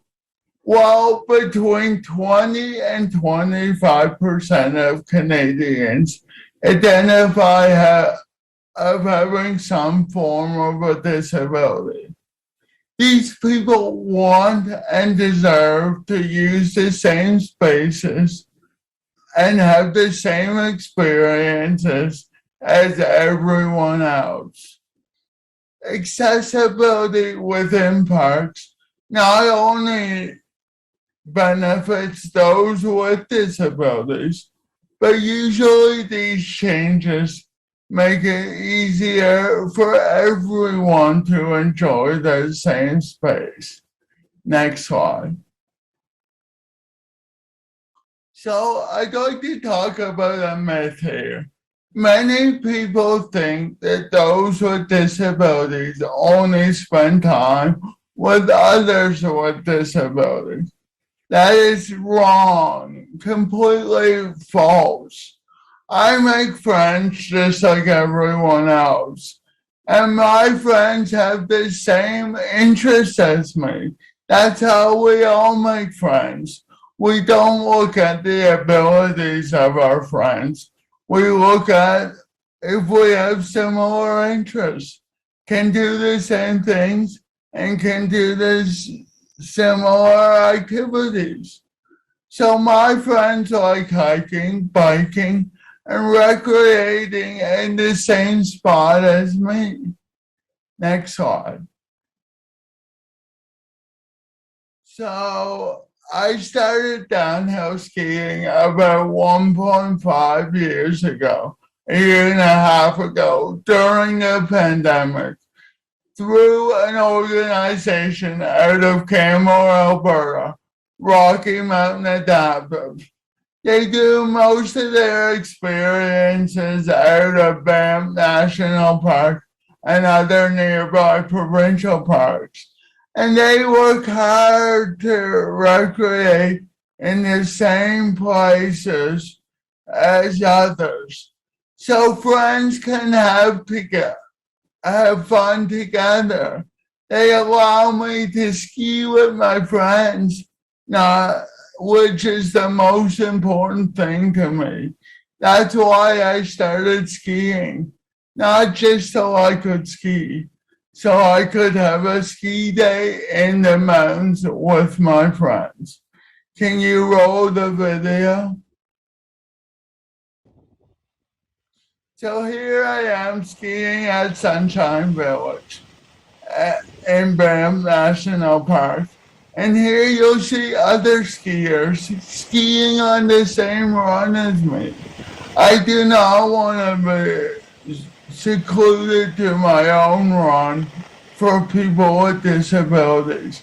So that's why it's so important to making our parks accessible, integrated in with all their ski runs and trails, so that those with disabilities don't feel isolated. They can recreate in the same place as everyone else. And you can stop the video and advance to the next one. So what does the vision of a park for all really look like? Well, first of all facilities need to be accessible to a wide range of abilities. That's including but not limited to parking lots, washrooms, campsites, transportation. And here's the kicker, and most important to me, is a trail system or ski hill catering to all abilities, integrated into the same area. I do not want to go to one end of the park while those who have a different ability go to a different end of the park. I want to go to the same place. Go eat lunch together, take the same ski lift up, or bike the same trail as others. And then when we think about lessons or guides, they should be offered to all abilities, not just one ability. So if I want to take a ski lesson or hire a bike guide, just because my ability is different than others, I should be able to do that. And that's one thing Rocky Mountain Adapter prides himself and why I have become so passionate about them is they cater to all abilities. And then we should consider cost and accessibility. Example that may or may not have been brought up already. In the USA, park fees are often free for those with disabilities. I was traveling in Utah earlier this year, and I was offered at the gate free entrance. But then when I pulled out my license and they saw that I'm Canadian, they felt really bad, and they were like, "Oh, sorry, this is just for U.S. citizens." So I think as we consider accessibility, we need to consider cost and advocate to our provinces and country as a whole to make sure all aspects of a park experience is accessible. Next slide. So I wanted to conclude here and leave some time for questions. So those with disabilities account for over 1/5 of the population. We cannot limit parks to the other 4/5 of the population. We need to include everyone in our park system, just like a wheel with all the spokes. If we leave one spoke off, it doesn't work nearly as well as if we complete all spokes. And those with disabilities do not limit their social circles to others with disabilities. There may be people with disabilities in their social circles, but there may be non-disabled people in their social circles. So trail systems and services need to be accessible and integrated together so that the entire population can enjoy the same area. And finally, accessibility in parks helps to build a community where everyone is welcome, can be active, and participate together. That's the winning recipe, and I can't stress that enough. If we leave one portion of society out of parks, or for that matter, anything, it's just like a wheel with a missing spoke. And those of us who bike or do anything with wheels, we know it doesn't work nearly as well with a missing spoke. Thank you. That concludes my presentation, and I'm open to questions. Thank you, Matthew. That was fantastic. I do have a question come in. You talked a little bit about the differences in accessibility that you have seen in the US. Are there any other examples of ways that some of the American parks are more accessible than they are in Canada? I mean, to be honest, this spring was my first time traveling to a national park in the US. And before I even entered, I encountered that accessibility point from a cost perspective. But I seem to notice that their trails in the park I was at in Moab seem to cater to all abilities a bit better than some trails I've seen in certain national parks in Canada.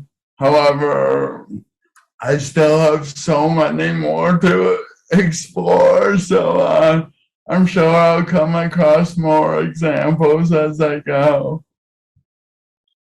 Awesome. Yeah, that would be great as and when you do, if you can share those with us. We had another question come in about the skiing. So Rocky Mountain Adaptive are an amazing organization, like you said, that help make the activities more accessible.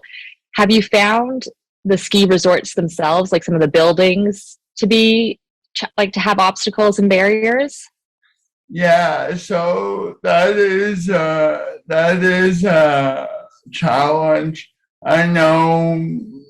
So far, I've only skied at Sunshine Village, and I know their ski lodge, or where most people eat, isn't necessarily accessible. There's steps, the washrooms are all over the place and not accessible. Even something as small as I went for lunch and I asked for a straw, and the restaurant did not have a straw, which I can drink without it, but I often use a straw. So I think the ski resorts have a lot of work to do on that end. While they may pride themselves in including all on the ski hill, those people need to use the washroom just like everyone else. So I think we need to look broader than just the ski hill and make sure all services, like I said in my presentation, right from transportation to facilities, are accessible. Absolutely. And I remember when there was a big environmental push to get rid of straws and single-use plastic, that does pose accessibility issues for a lot of people. So you're bringing up a great point there. It does, but there are alternatives that work for me, like the fact that they had no paper straw or anything was horrible in my mind. Yeah, definitely room for improvement there. I think we have time for one more question. So if someone wants to become a guide, how do you have any advice on how to find organizations that cater to all abilities? So if someone wants a guide or wants to become a guide? I think someone who wants to become a guide, who might have guide training and they want to work for organizations that are more inclusive. I mean, I mean, just first of all, find the area that you're looking to work in, and then start Googling around and see if you can find something. And if you can't find something in that area, I would encourage them to contact someone like Rocky Mountain Adaptive or another organization that does cater to that community.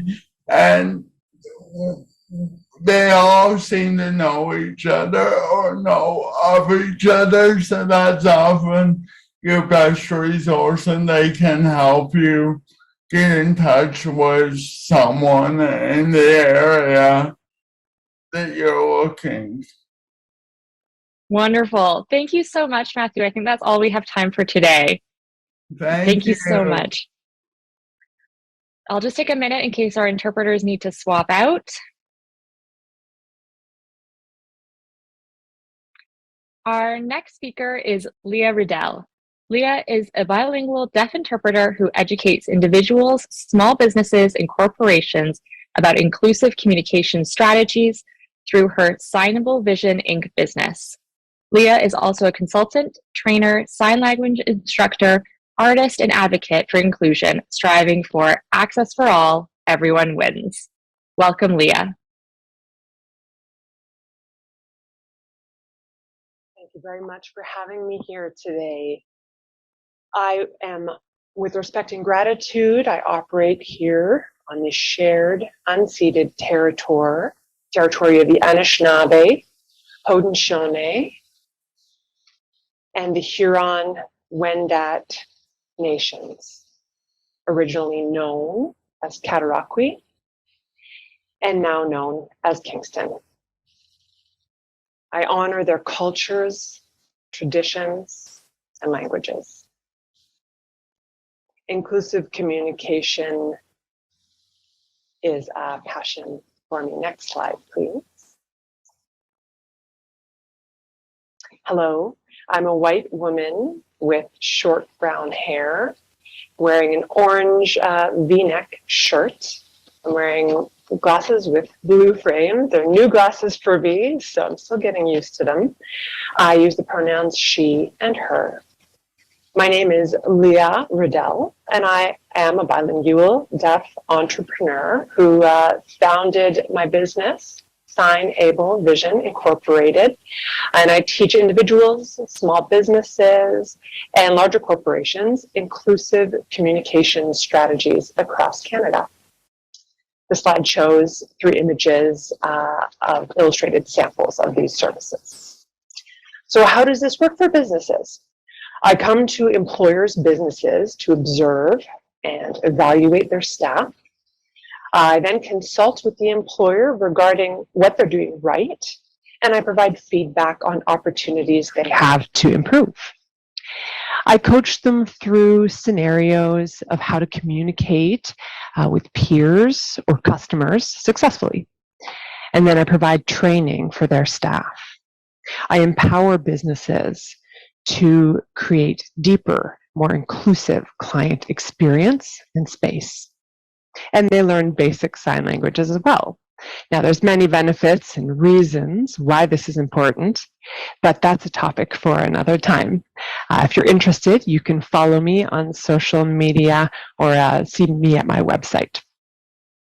Anyways, through personal experience, I teach that communication is not one way and is not always speaking and listening. And what sets me apart from other businesses is my personal story of being faced with a lack of accessibility and stepping up myself to work to solve this widespread problem. My methods are fun and approachable, and don't worry, I don't bite. I really want everyone to understand different perspectives and to do better. Next slide, please.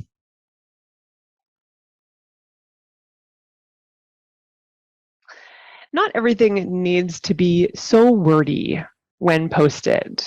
Not everyone can read. For example, a small child may not have the patience for it.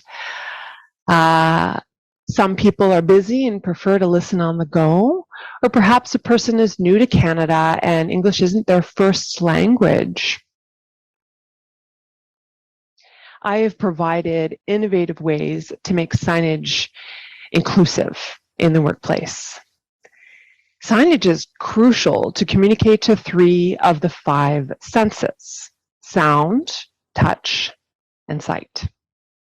Displayed on the PowerPoint are images showing 3 words and icons of each: sound, touch, and sight.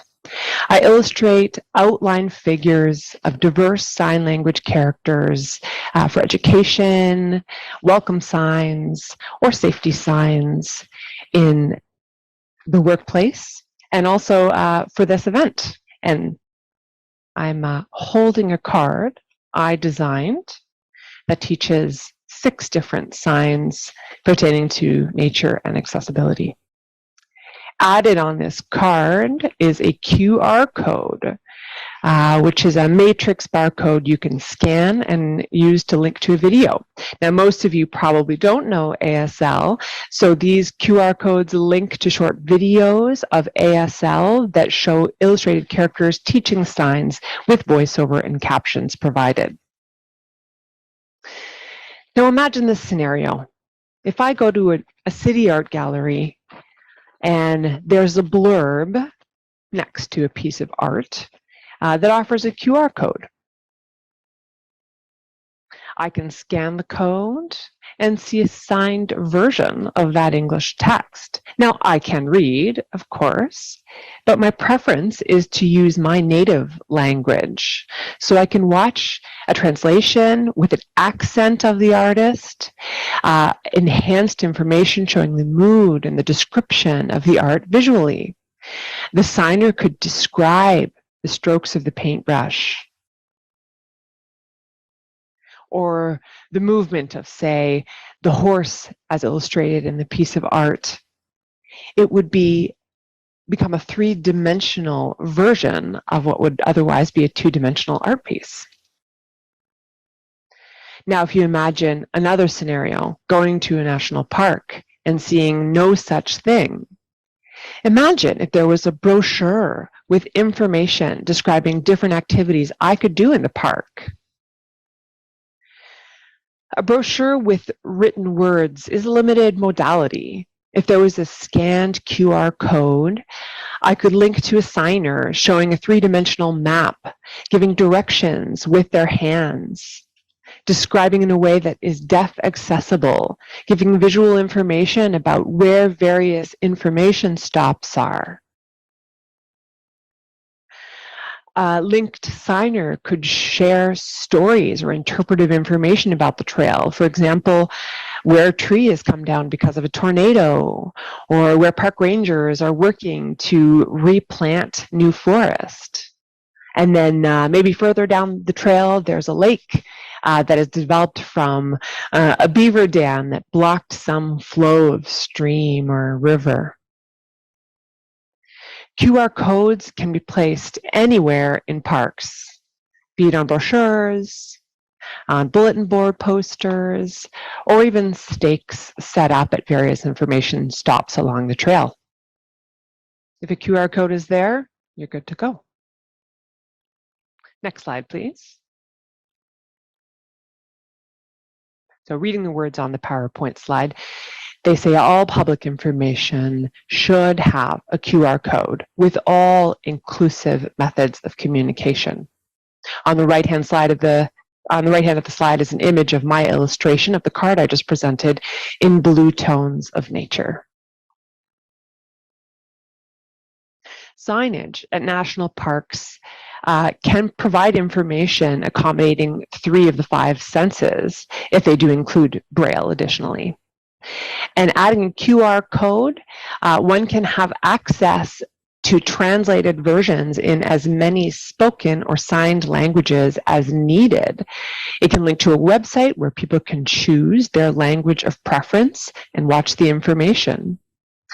Global positioning systems, or GPS, can even provide digital maps that have points of inclusive communication strategies that enable people to enjoy nature walks or be linked to emergency information if needed. Really, it becomes a liability issue. Something to think about. An additional need for this across parks would be free Wi-Fi so that people could access that information linked to the QR code. It really is necessary. Next slide, please.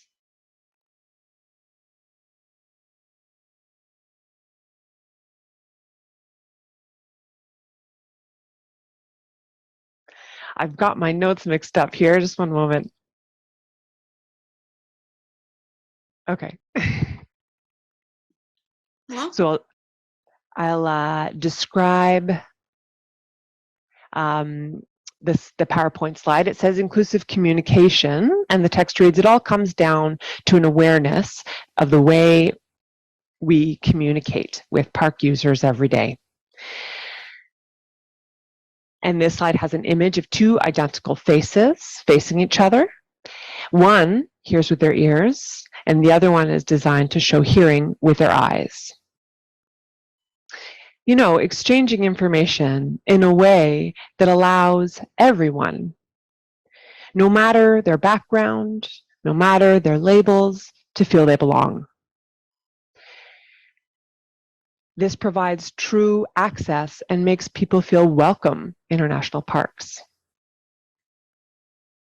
And I'll go over a short list of ideas for information you can link to a QR code. But I'll be honest, I call them suggestions. They're not actually suggestions because, hello, this is access. We need this full inclusive communication. They're pretty straightforward and necessary.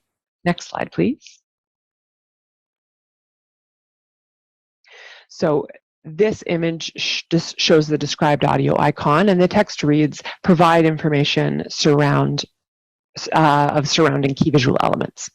This is a great access element for the benefit of people who are blind or have limited vision or are visually impaired and who visit parks. Next slide, please. This slide shows the closed caption icon, and the text reads, processes of displaying text on a video screen to provide additional or interpretive information.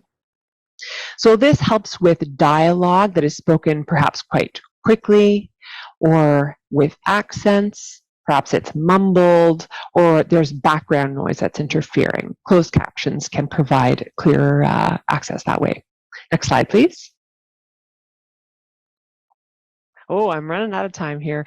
This slide shows my sign language icon, and the text reads, sign languages are full-fledged natural languages with their own grammar and lexicon, ensuring, so if a deaf or a hard of hearing, a deaf, blind, or deafened park users, anyone who attends will be informed. You can hire a deaf translator to translate your announcements, information, and more. We have been working very hard as a community to have sign language recognized as equal to spoken English and French, but they are not yet recognized as official languages. Next slide, please. This slide shows my interpreter icon, and the text reads, the role of the interpreter is to effectively facilitate communication between deaf individuals and those who do not sign, to make sure park users understand concerning emergency instructions and which events provide interpreters, and making sure people feel included and the information is accessible. Next slide, please. This is my last slide, and it shows an icon of hands shaking, and the text reads, it's the right thing to do. Communication equality is a basic human right. Deaf people must have access to the same information hearing people have. It's important that parks best meet the needs of a diverse population of consumers. It would make attending parks more equitable, less stressful, and more enjoyable for deaf individuals. I'm a consultant, trainer, sign language instructor, artist, and advocate for inclusion. I strive for the philosophy, access for all, everyone wins. And you should too. Thank you. I know our time has nearly run out, so perhaps if there are questions, they can be sent to me at a later time. My email address is info, I-N-F-O, at signablevision.com. Vision is spelled with a 5, replacing the S.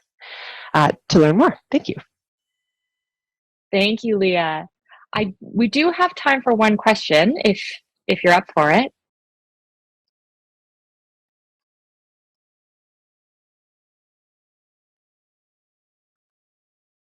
Certainly. Great. So I was wondering where Wi-Fi is not available for the QR codes to work. Are the more old-fashioned audio guides that you might pick up from a visitor center a good alternative, or are those being phased out these days?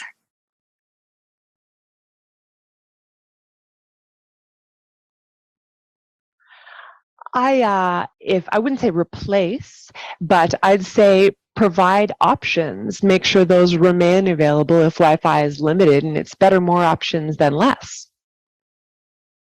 Absolutely. And I do have one more question.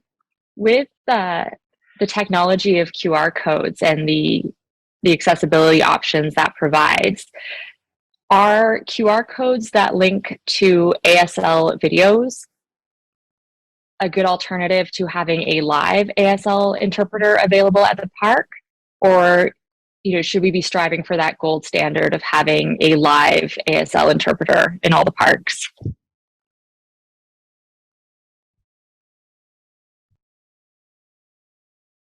A live interpreter for events is a better option. QR codes would be more suitable for, communicating English language if it's at an information stop on an interpretive trail or a safety sign.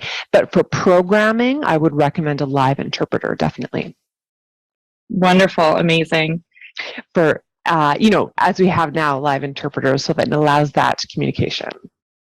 Agreed. Yeah, it allows that dynamic discussion. Exactly. That's right. Thank you, Leah, so much for your time today. We really enjoyed your presentation. You're welcome. All right, our final speaker this hour is Minu Sikand. She was meant to present with Naz Hussain, but unfortunately Naz is experiencing some technical difficulties. So Minu will be presenting by herself today. Minu is a well-regarded, transformative leader in the areas of inclusion, diversity, equity, and accessibility, as well as the only South Asian woman in Canada to be inducted into the Canadian Disability Hall of Fame. She brings 35 years of personal and professional experience advancing the disability agenda nationally and globally. Welcome, Minu. Thank you for inviting me and giving me opportunity to learn as well as speak at this really important conference. It is unfortunate that my co-presenter, Naz Hussain, is not able to join due to some accessibility issues. I'll try to do justice to her narrative, but let's see, maybe I'm still hopeful that she may be able to join via phone later on. So let's talk about, my topic today is inclusion of diverse visitors in Canada's national parks. So since I have been listening into the conversation this morning, it's been so wonderful to hear that from previous speakers you have heard why it's important to have accessibility within our Canada national parks and all the recreational trails and other systems that provide Canadians outdoor opportunities. you have learned about amazing tools and technology available. So, you know, from Maya and Ziv, you learn about the difference between accessibility and inclusion. And the way I say is that accessibility is a mechanism, but inclusion is a choice. So what I want to speak to you today is how do we make it, you know, our parks more inclusive of diverse cultures. Next, please. So here's my presentation team I just mentioned, and there's a quick agenda. Next, please. So just 30 seconds plug-in into Accessibility for All. We are a small nonprofit who is formulated to create accessible, inclusive and sustainable global communities that celebrate and embrace human diversity and abilities.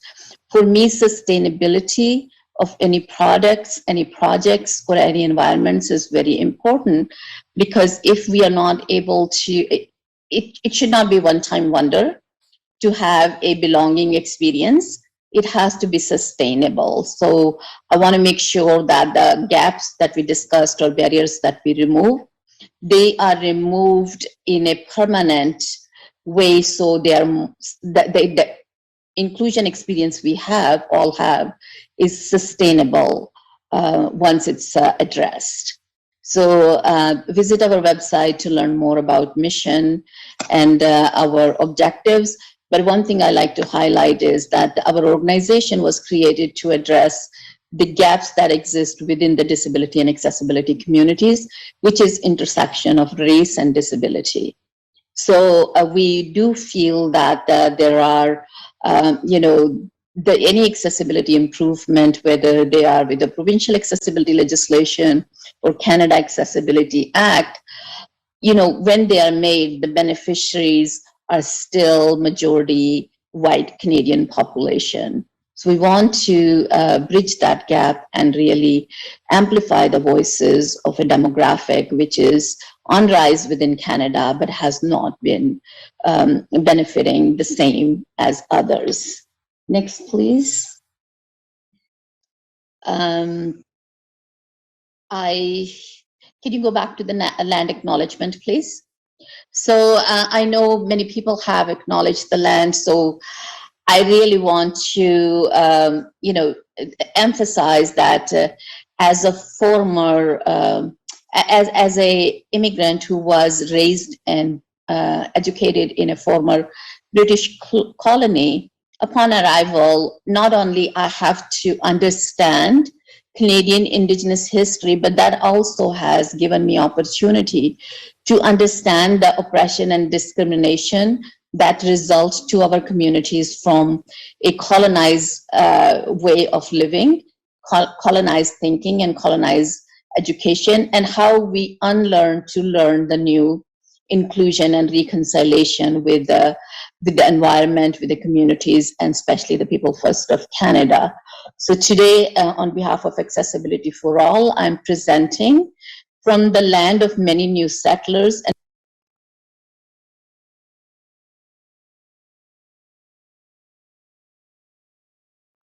and while attempting to access and enjoy the raw beauty of their adopted homeland. And for this presentation, the framework I will be using is IDEA, which is Inclusion, Diversity, Equity, and Accessibility Lens. Next, please. So now just envision me, Naz Hussain, who is not here, but if I could speak for herself, Naz is my friend who was born outside Canada, but she came at a very young age. So her education and her upbringing was in the east part of Canada. And her family was an unusual family in comparison to many immigrants you see and meet today or even 30 years ago. Her family was progressive. They believed in outdoors. So Naz has a fairly, Canadian upbringing where family, packed the van and went to camping and went to canoeing, in all the activities that you see a typical Canadian family will do. Her experience changed when she started to have vision loss, which was a progressive vision loss. So it did not happen at the same time. And at that time, she started to experience that how suddenly she and her family both were having difficulty in accessing the same lifestyle, which they have taken for granted. And today she wanted to highlight those barriers that as a person who is aging with a disability and slowly losing their independence and vision, as well as familiarity with the life that they were living before, is really crucial, and it's really harmful to their mental health. So people with vision loss, if they're not able to join other family members, or they're not able to integrate, I think Matthew talked about creating integrated experiences where able-bodied and disabled folks can jointly, enjoy what Parks and Recreation has to offer to them. And that is really important from a multi-generational families, because many of us, if not friends, at least we go out with our family, which could be multi-generational. And when one family member cannot go many times, the whole family will be excluded from those experiences. So I think that experience Naz has felt, and as a mother, now as a grandmother, that is really, impact her active participation in her family life. As a recommendation, what I learned from Naz as a senior, very young senior, and with a progressive vision loss, that if she goes out, she concerns for her safety as a woman. She also concerned for not finding the caregiver within her community who are willing to accompany her to such adventures, because they themselves may not be equipped to handle this. So just remember these points. I'm going to address that a little bit later. So some of his recommendations, jive with what the previous presenter has mentioned, using QR code, artificial intelligence, audio clues, making signage more visible, and also lighting is a huge concern for seniors, women, as well as somebody with a low vision.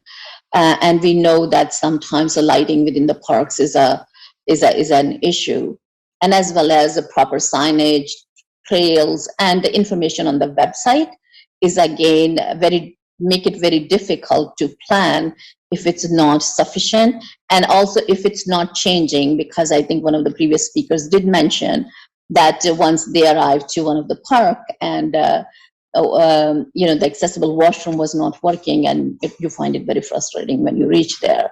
So all those recommendations, I think you are hearing it consistently. Next, please. So where I want to take you from there is, think about the Canadian population. So we heard that approximately 4.4 million Canadians who identify as having a disability. Then look at the demographics of Canada.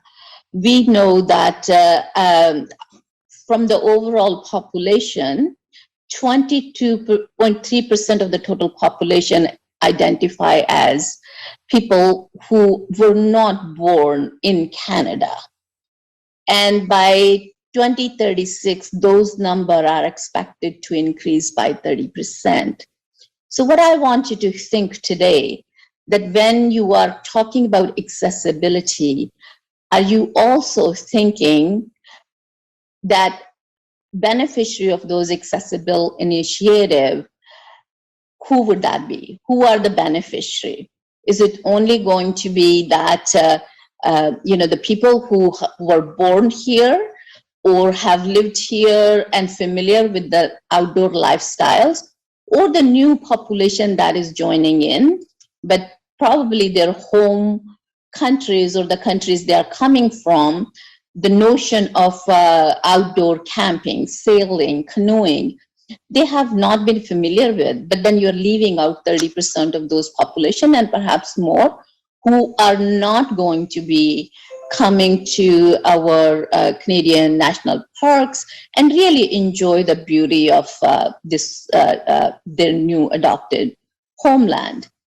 But that also put us in danger of creating accessibility and not utilized by all Canadians.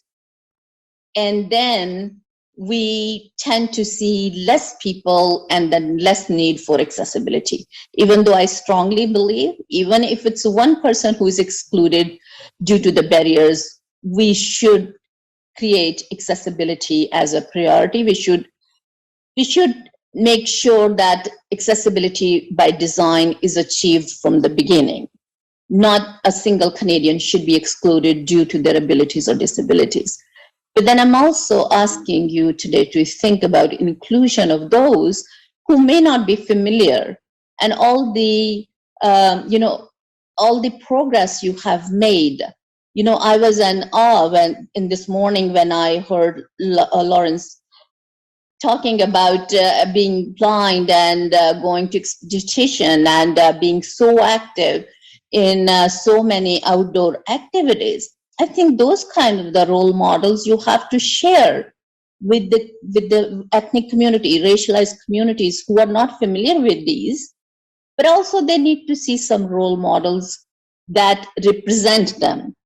So whether that is an intersection of disability or intersection of race, we need to create those buddy system to make sure that all Canadians, regardless of their race, gender, and ethnic origin, are able to join this progress that you will be making through by making Canada's national parks accessible. So what my recommendations are, that we need to be looking at promoting the progress in perhaps not only in English media, English channels, but also reach out to different media channels where ethnic communities are listening to, or perhaps join hands with the newcomer settlement agencies. So it's not only disability organizations have this information, but also newcomer settlement agencies have this information available so you can share it with new Canadians. And also because some of these camping experiences are so unique that perhaps we need to create a buddy system for new Canadians coming in. So first 3 years, not only they get to go to free, to all the parks in Canada as an incentive, but also a buddy system in place where somebody can show them how to set up a tent, how to canoe, and how to use an adaptive canoe is even one more level of accessibility that will create inclusion among these communities. And guess what? You have a really important return on your investment, because now 30% of that population who is newly joined Canada, and especially international students who are coming here, they would love to do staycation. So just giving a staycation credit may not be enough. You may need to create some incentives to attract those communities. So I'm looking forward to your continued work, fill out surveys, be part of the advisory committee, but I'm also really hoping that this journey will be inclusive and will be equitable for diverse communities of Canada. Thank you so much. Thank you, Minu. Thank you so much for your talk today. We will collect the questions that we received and we'll send them over to you and Naz. Just being mindful of our scheduled breaks. Our team has also reached out to Naz and will coordinate recording her story and having it posted on our website. We will take a short break now, and our next session starts at 3 p.m. Eastern Standard Time. See you all soon.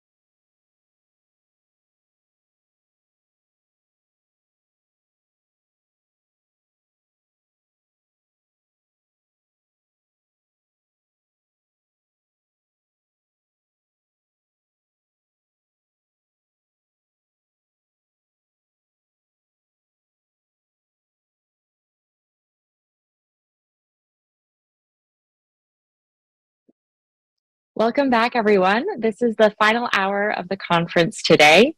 Just a reminder, information about how to submit questions and how to access French captions can be found in the chat. Our first speaker this hour is Rizwana Kendanani. Rizwana was born with Ehlers-Danlos syndrome that limits all aspects of her life, such as mobility, vision, and the ability to live independently. She is passionate about using her limitations to spread awareness and make positive changes for people living with disabilities. Welcome, Rizwana. Thank you. Hi, I'm Rizwana, and I would definitely like to thank this platform for giving me an opportunity. And I'm going to try to stay on time. So let's see. This is Rizwana, and I would like to share the barriers I experienced at the Grand Canyon National Park. Next slide, please. The national parks are collector treasures meant to be enjoyed by everyone. Next slide. Unfortunately, accessibility is often limited for many people with disabilities, creating an unfair and imbalanced situation. The majesty of national parks often cannot be enjoyed by everyone equally. Next slide. I have personally experienced the struggle firsthand when I visited Grand Canyon National Park earlier this year. Next slide. While the park itself is lovely, I still felt that the mobility as a wheelchair and crutcher user, I was always restricted, which that stifled my experience.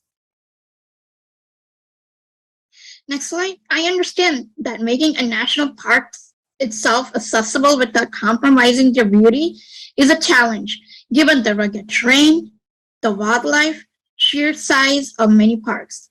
Nevertheless, the common sense steps that should be taken making our national parks truly enjoyable for everyone. Next slide. The ramps and boardwalks have been put in places in many visitor centers and related facilities as accessible restrooms. But this process, however, is not universal and needs to be more widely implemented globally. Next slide. Additionally, my family and I struggled at many points to get my wheelchair over to viewing points along the way.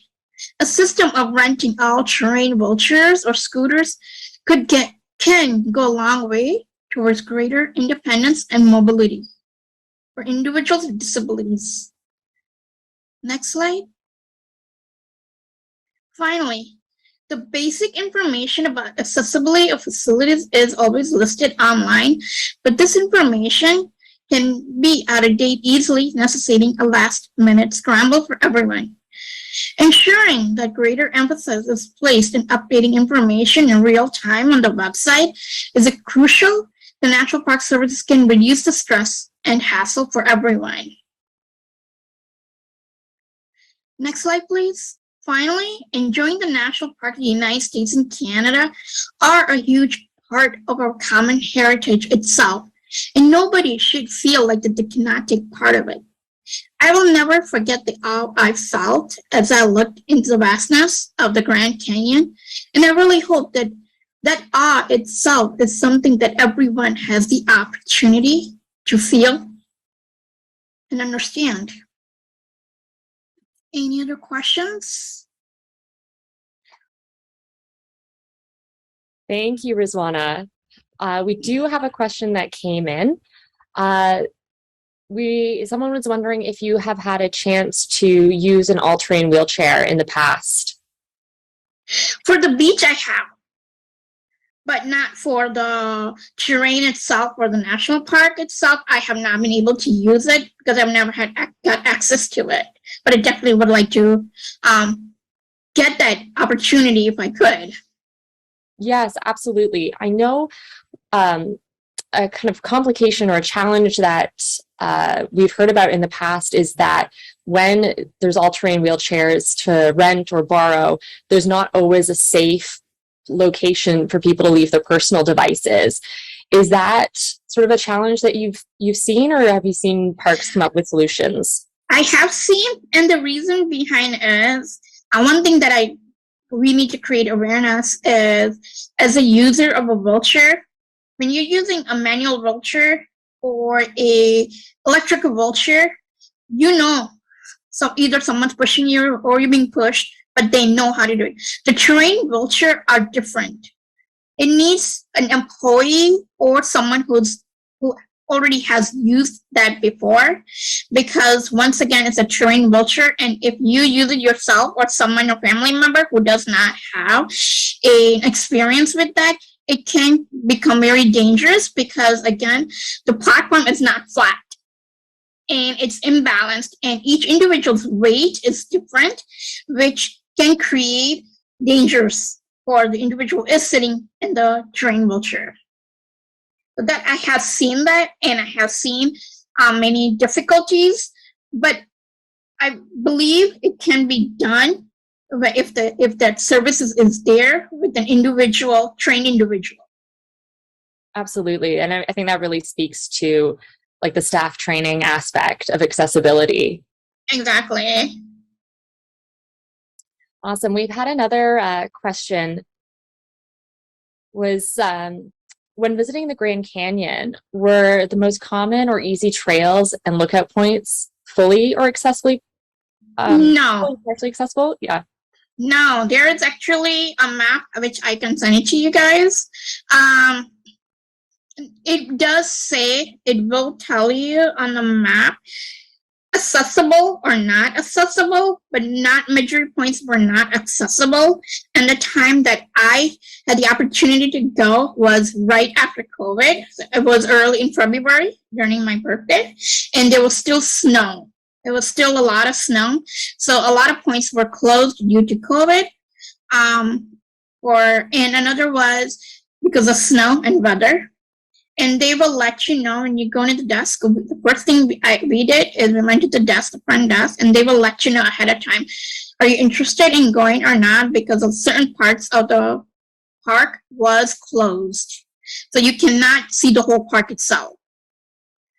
So they will let you know. And if they don't, they should be able to provide you the reasons behind it. You let them know ahead of time what kind of wheelchair you're using, and they will point out certain areas that are would be fully accessible for that wheelchair or walker or crutches. That's awesome. It sounds like there's a decent amount of communication then with that park staff. It is, which we found it very surprising, because there is a writing, there is a signs, but not every stop has those signs. Certain stops do not have a wheelchair accessible sign or a walker sign, but certain do. But we figured out more signs would be helpful for a lot of people, especially for individuals who do not speak English. Mm-hmm.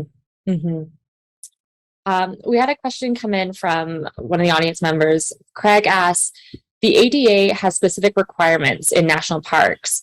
Did you find the parking and the toilet facilities were adequate? As I said, there were not that many people, so the parking was really great. And we used the car. We took our car inside the park, which you have the choice to do that. And because they gave me a choice to use their bus or the car itself, because I use my own wheelchair, I chose the car aspect of it because walking was out of question for me. And the bathroom, not every bathroom was open due to COVID again. A lot of bathrooms were locked and were not accessible. And even though they may have been accessible, but they were locked for over a year. So I do not know. Now, once I used, they were full because. And we tried, because I know my limit, I try to go to the bathroom where I feel comfortable in. And not many people have that opportunity. They cannot do that. But I would definitely ask at the front desk which bathrooms are accessible and how deep, because the park itself is vast. It goes in a lot of acres. So. And one thing we did see there is not a lot of staff placed inside when you go too deep. There's not a lot of staff and a lot of security. Also, we don't know. We did see a lot of cameras, but we don't know if the cameras were working or not.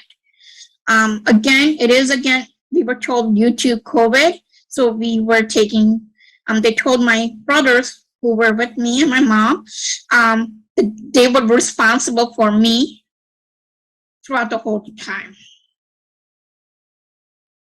Right. Yeah. So being able to go with people is a pretty major facilitator in access for you. We had another question come in from the audience, and they're asking if there are things that able-bodied folks and visitors can do at national parks to make the experience more inclusive and accessible. And I think this is sort of speaking to those social and attitudinal barriers that people sometimes face. Yes. One thing is, ask them. Ask individuals who have a disability, what do they need? And they'll be honest with you. A lot of people think holding doors is good. And yes, it is. It's helpful, but many people would not do that. So yes, ask them. They will let you know. Make a lot of space. Don't park between parkings. Because when we use a wheelchair, it's hard to get the wheelchair out of the car. Make sure there are enough. If there's a handicap place card, or you see an individual with a disability using a wheelchair, don't park right next to them. Give them some space, and let them know that if there's something they can do to help your journey and experience enhanced, and they will let you know. A lot of us are very vocal. Absolutely. Thank you. And I think we've got time for another question here. Kristen is asking if you've been to any other national parks, either in the US or Canada, and how would the Grand Canyon compare? Yes, I've been to Niagara Falls. That's a park itself, but that was before COVID. I have not been after COVID. That is one of my things to go, the places to go to visit, to all the parks and places that have previously been before COVID and after COVID, to see, because I've been told a lot of places have become more accessible and or unaccessible due to COVID reasons or financial reasons from the grant from the state or the country, which I do want to go through all of them again and see. So I would definitely say, yes, there are differences. At that time before COVID, Niagara Falls was, I went through New York aspect of it. So that was accessible. I have not been through Canada aspect of it, which I definitely is the goal for this year. So I cannot speak from that part, but from New York aspect of it, it was pretty accessible for wheelchairs. I don't know about electrical wheelchairs, but for manual wheelchairs, it was.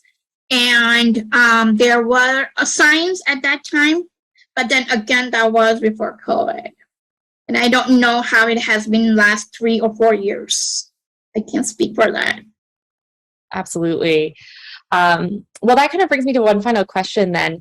And it's, what sort of resources, like the website or phoning the park, and what sort of checklist might you be going through before you'd make the decision to go to the park? Like, what are some of the things that you need to know before you can visit?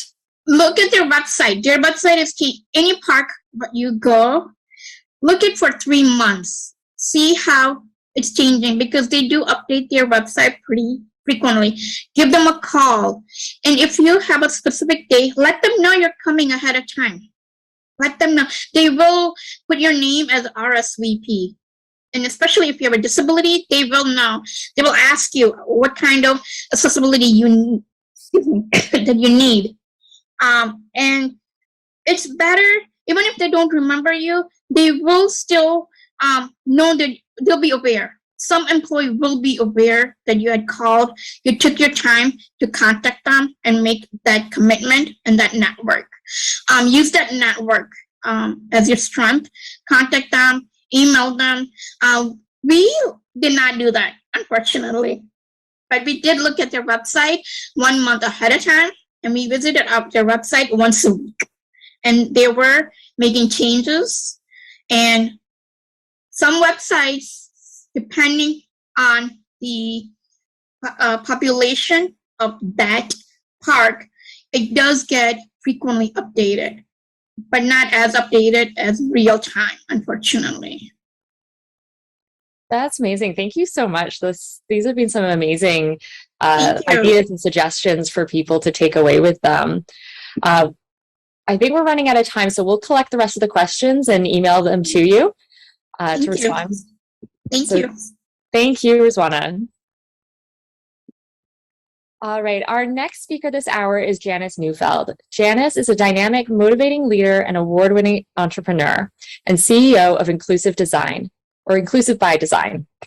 She is a member of an international team of academic scholars leading the research and development of physical literacy-enriched environmental design in conjunction with the universal design in outdoor environments. Welcome, Janice. Thank you very much. Good day, everyone. Again, my name is Janice Neufeld, and my pronouns are she, her. I am speaking to you today from the Sequoia National Heritage Site on the traditional territory of the Dene-Za people, managed by Doig River, Prophet River, and West Moberly First Nations within Treaty 8. I am a tanned white woman with glasses and long, dirty blonde hair. Today, I will be addressing the question, what does access and inclusion on trails look like? The intro image is a 3-wheel hand cycle and a 2-wheeled mountain bike on an inclusive forest trail with the Inclusive by Design logo at the top.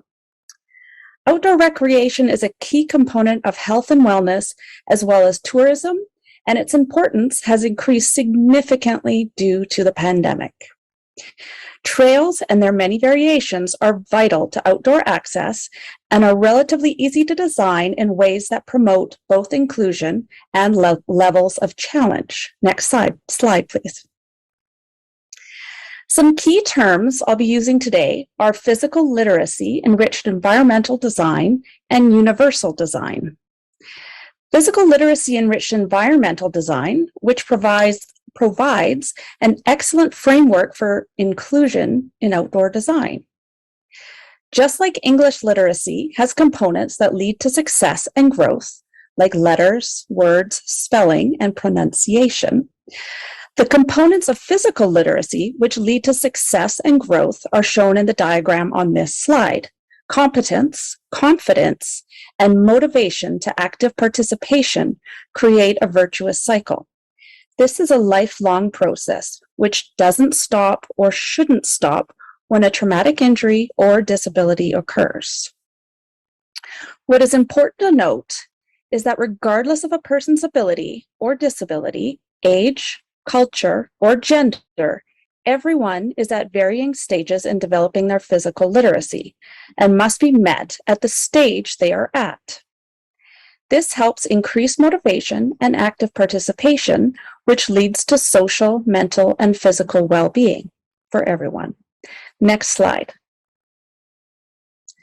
Another framework, which many of you may be more familiar with, is universal design. Which is the design and composition of an environment so that it can be accessed, understood, and used to the greatest extent possible by all people, regardless of their age, size, ability, or disability. Everyone uses the same routes. No one is singled out by a special accommodation. Next slide, please. What about universal versus accessible trails? Take these two examples. The picture on the left shows a universal trail being used by individuals in a wheelchair. The picture on the right is a mountain bike trail used by an adapted mountain bike rider. Both are accessible, but only the one on the left is built to universal design specifications. The trail on the right has removed barriers by increasing trail width, removing obstacles, and reducing side slope to ensure that an adapted mountain bike can use the trail. This trail is now accessible to an adapted mountain bike rider, but is not universally designed. Next slide, please. Inclusion is more complex than universal design or accessibility and depends on the principles being applied. So which of these trails is inclusive? On the left is a gnarly mountain bike trail ridden by an advanced adaptive mountain bike rider. On the right is a family riding two-wheeled bikes on a flat, wide rail trail next to a beautiful lake.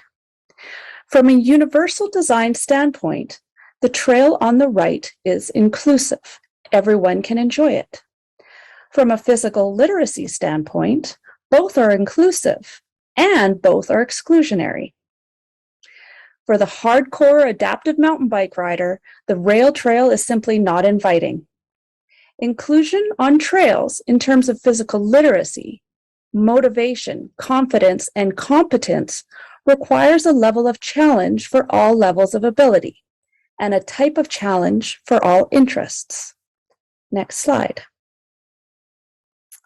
Here's another example. On the right is a rail grade or accessible trail with two adapted mountain bike riders attempting a 200-kilometer trek from Revelstoke to Nelson. This trail is offering the challenge of endurance motivated by their goal of completing the distance. On the left is Lily. Lily's a 3-year-old little ripper on her two-wheeler.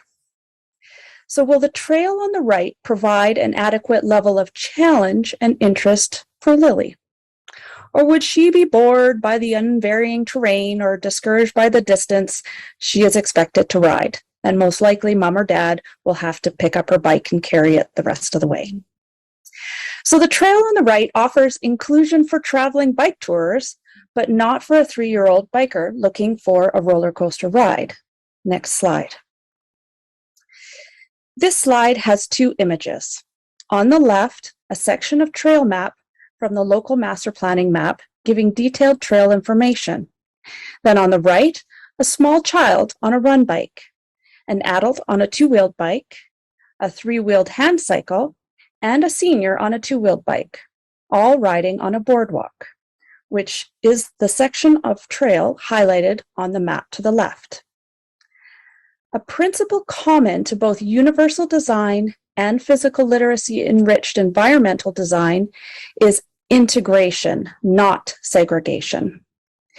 Increasing access and inclusion on our trails needs to be done through integrating accessibility into an existing network to allow for meaningful intersection, interaction, encouraging empathy, relatedness, and normalization of different abilities, interests, cultures, ages, and genders.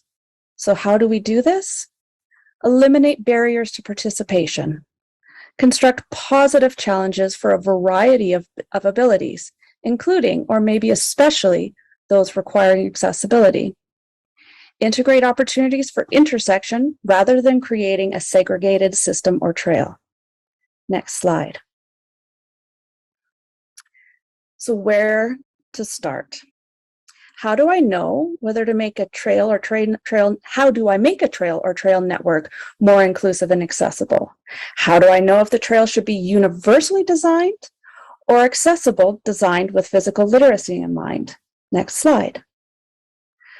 When deciding which principles to follow, know the purpose. On the left of this slide, a person in a wheelchair with someone standing behind them on a wooden platform overlooking a river in the forest. And right, a universally designed wooden outhouse and picnic table separated from a parking lot by large rocks. Access routes. Access routes to viewpoints, such as at different specific features, must be universally designed to provide maximum access. But trails are not black and white. So whereas trail experiences, where they're not necessarily leading to a specific viewpoint, but the purpose of the trail is the trail experience itself, should be designed according to the principles of physical literacy to facilitate maximum interest for varying levels of ability, allowing opportunity for all to participate and to be motivated. Consider trail length, distance from amenities, and staging area when deciding the challenge level of the trail. Next slide. Examples of inclusion. Two images here. Wooden washroom, change room building before and after. In the before image on the left, it is accessed by 3 wooden stairs and a steep ramp. In the after image, a universally designed trail intersects with the floor and wooden posts of varying low heights, and a rock wall incorporating steps offer alternate approaches and different levels of challenge to those accessing the facilities. This is an example of universal design and physical literacy design amalgamated. Next slide. Lastly, what makes a trail beautiful? Inclusion based upon perception. The picture here shows a trail beside a stream through a forest in fall. Our team has taught me that beauty is way more than we might assume from a non-disabled perspective. For a team member who has hypersensitivities or is easily overwhelmed, the full sensory experience can make or break the moment. For a team member who has a visual impairment, the sound of moving water or the changing smells of the landscape are what make the trail beautiful. Next slide. The closing image is a close-up of the people from the opening image. A 3-wheel hand cycle leading 2-wheeled mountain bikes down an inclusive forest trail with the Inclusive by Design logo to the right. Thank you for your time and allowing me to share this physical literacy enriched environmental design way of looking at inclusion on trails. By applying these principles, we can have a framework for designing inclusive trails based on a level of challenge for all levels of ability and a type of challenge for all interests. Integrating participation and not segregating, allowing opportunities for intersection. In conclusion, to answer the question of what does accessibility look like on trails, access and inclusion is not black and white. It is a beautiful spectrum, as diverse as the many people who want to use them in their own ways, each according to their own ability and level of physical literacy. Thank you very much, and I am happy to answer any questions. Thank you, Janice. I thought that was a fabulous sentiment at the end. We do have a question that came in, and the question is, can you speak to the information people might need in order to decide if a trail is accessible to them and the challenges that they want? And where is the best place for parks to be sharing that information? Well, absolutely at trailheads and in detail and at intersections. But the key here is signage and allowing people to make the decision themselves.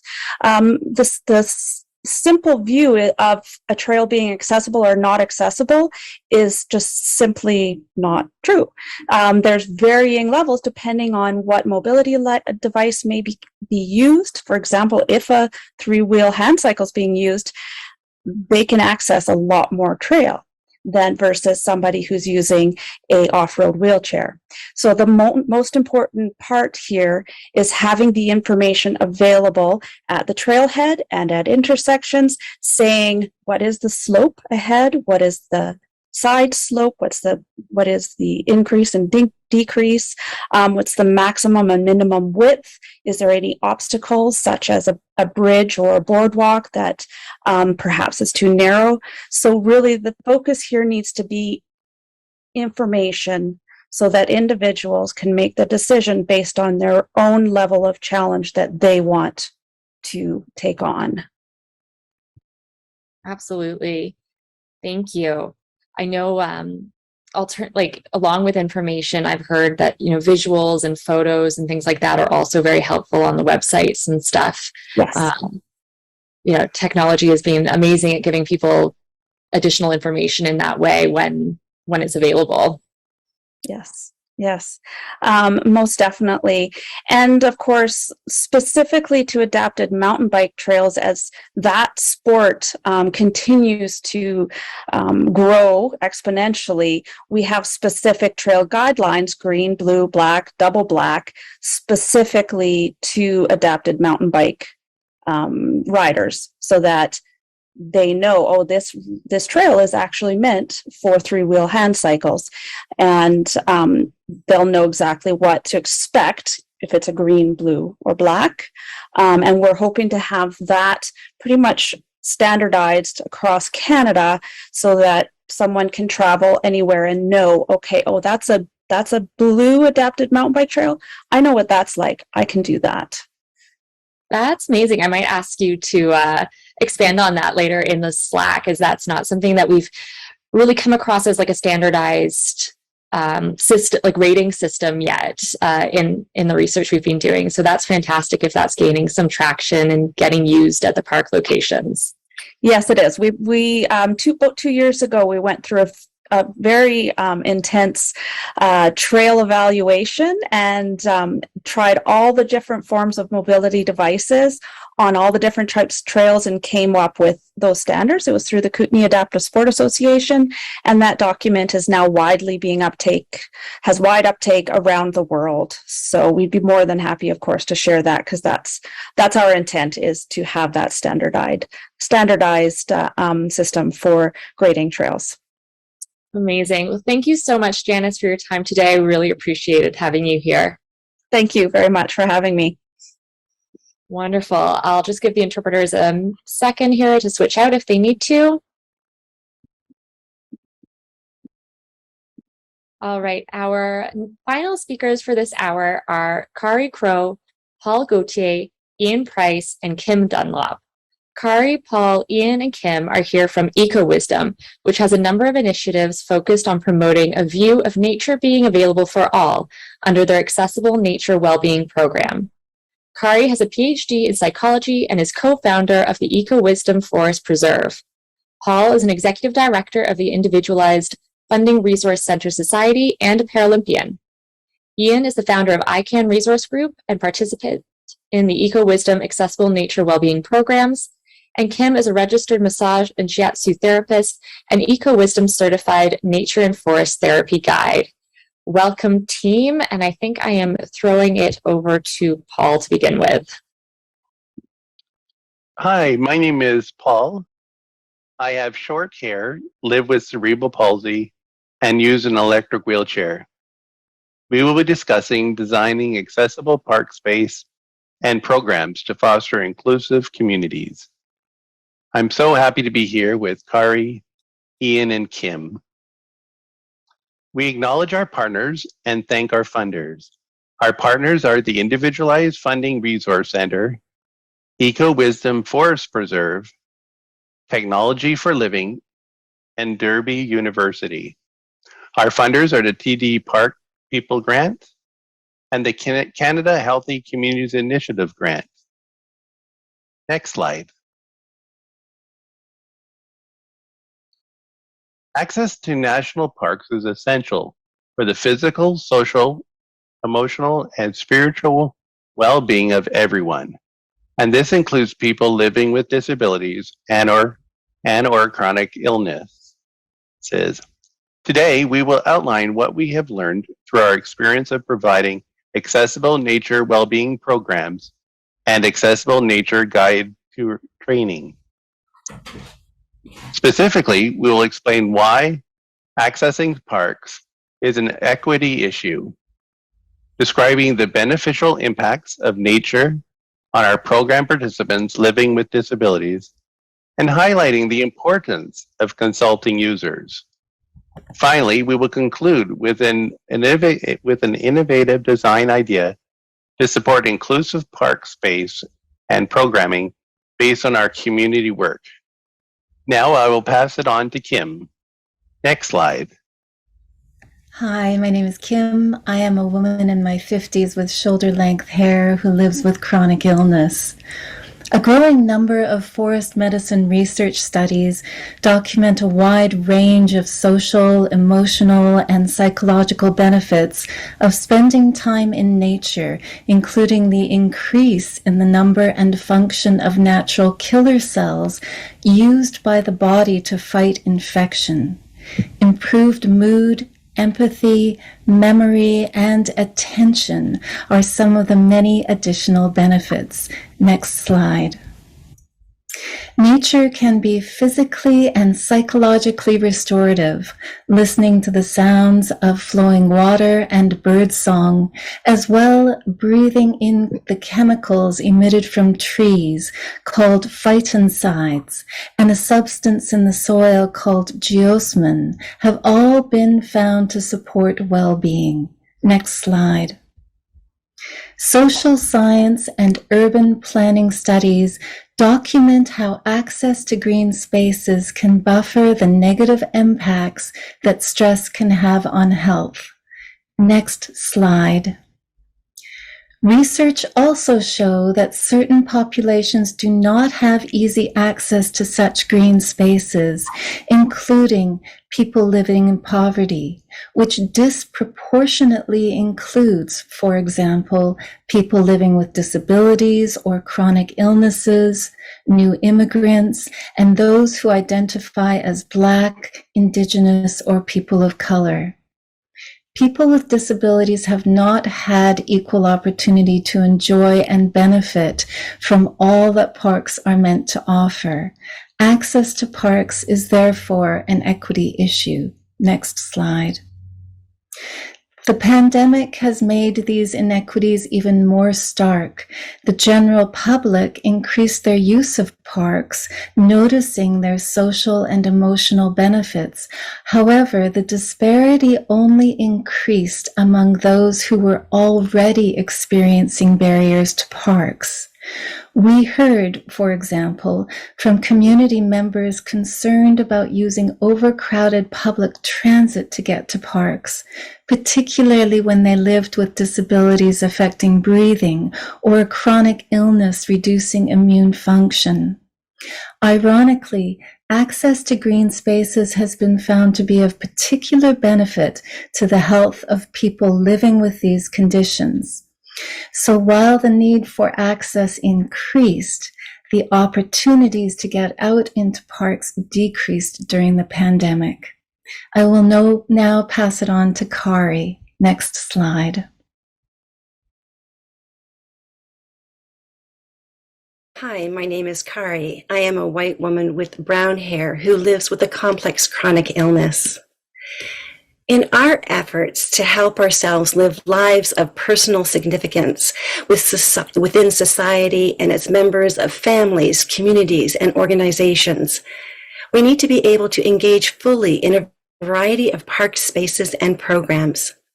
Our vision of national park accessibility includes access to biodiverse aquatic and terrestrial landscapes, such as forests, rivers, and lakes, without physical, social, or financial barriers. Next slide.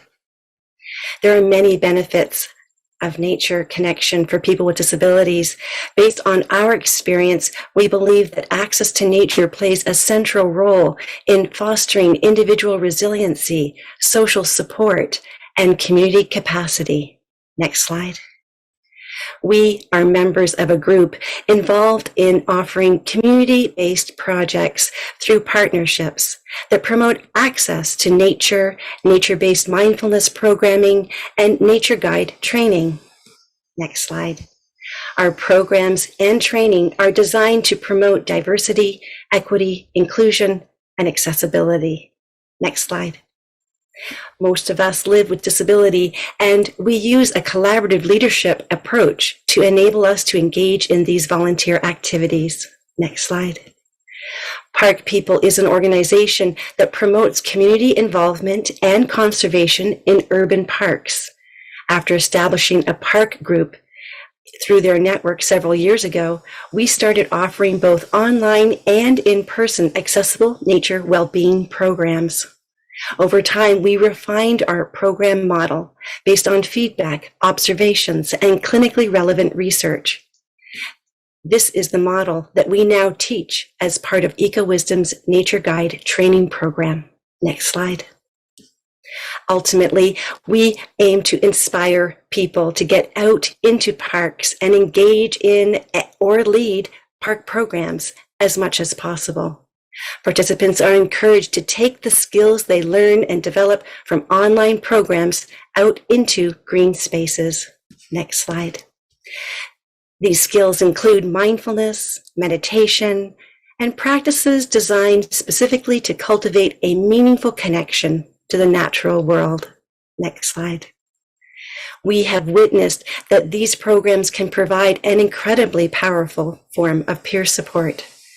Participant surveys from our Accessible Nature Wellbeing programs illustrate a range of beneficial impacts. One disabled participant stated, "I became relaxed, cheerful, and hopeful, and my pain subsided." And another explained that they appreciated learning to use nature connection as a free resource to build resiliency and bounce back from the pandemic and other stressors. Yet another participant explained, "The forest imagery lessened my anxiety, and group meditation also reduced my social loneliness." Next slide. A formal study of the program model is now being undertaken by a team of forest medicine researchers led by Dr. Kirsten McEwen, involving EcoWisdom's research coordinator, Mahnor Khan. Next slide.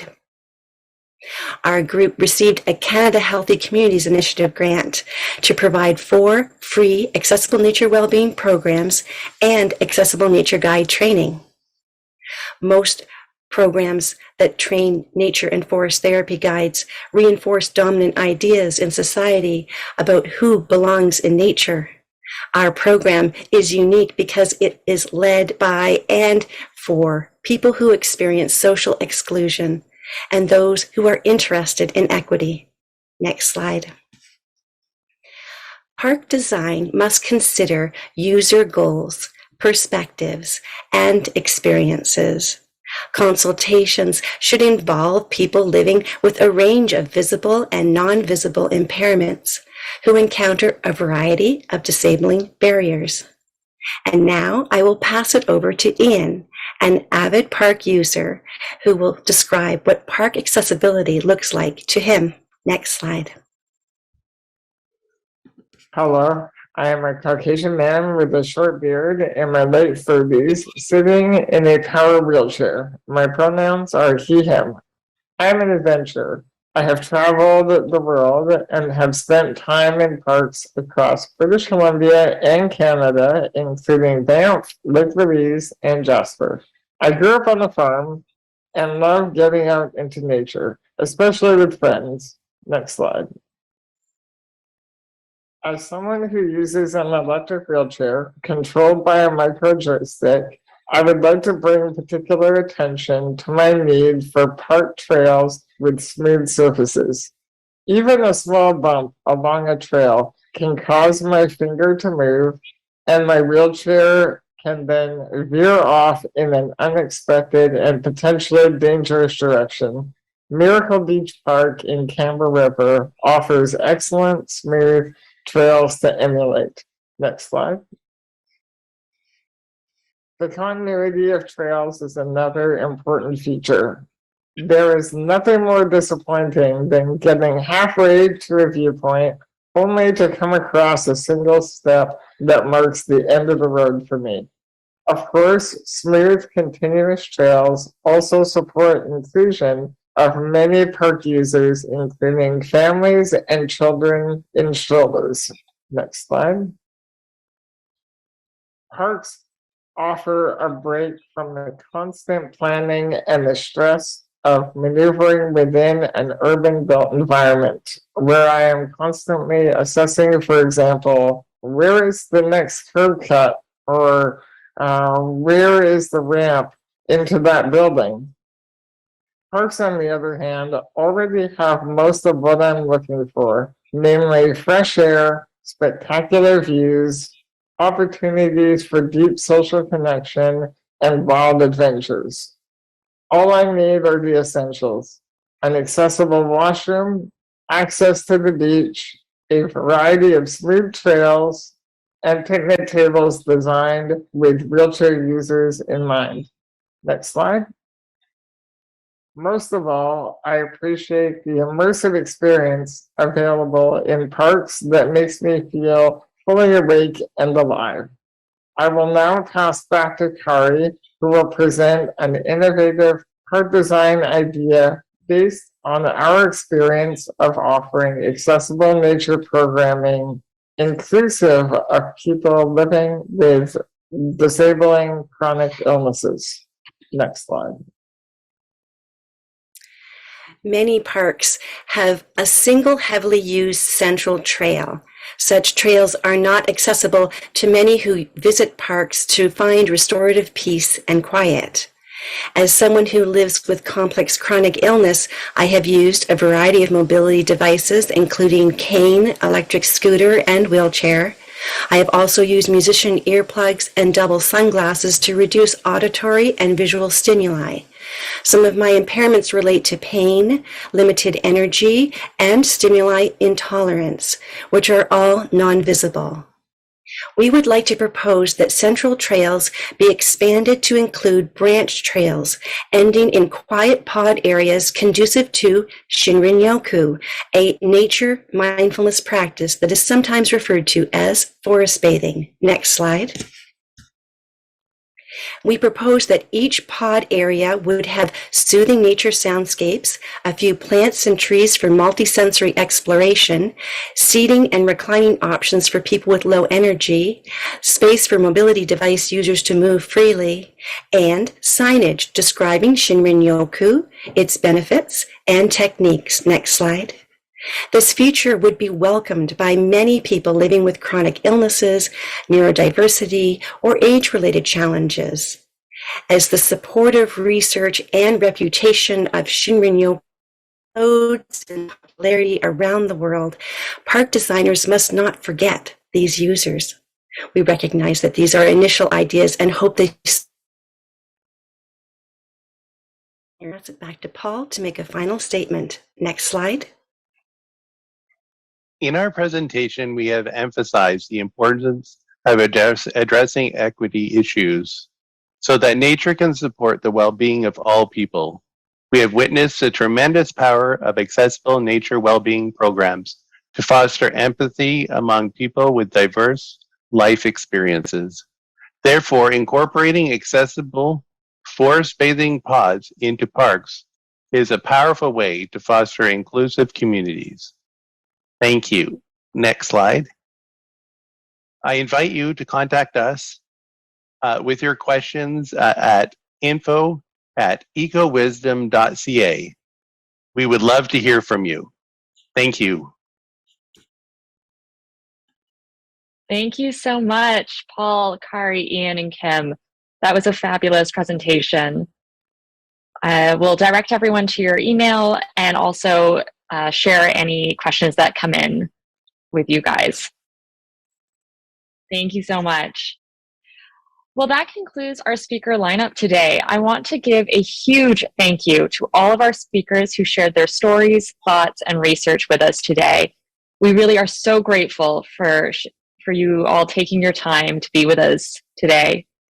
Just a reminder to everyone to please check out the Slack channel that was shared earlier this afternoon. We'll be engaging with attendees over the course of the conference, and we will do our best to get all the questions answered. We look forward to welcoming everyone back tomorrow at 12 p.m. Eastern Standard Time. Thank you all so much and have a wonderful evening.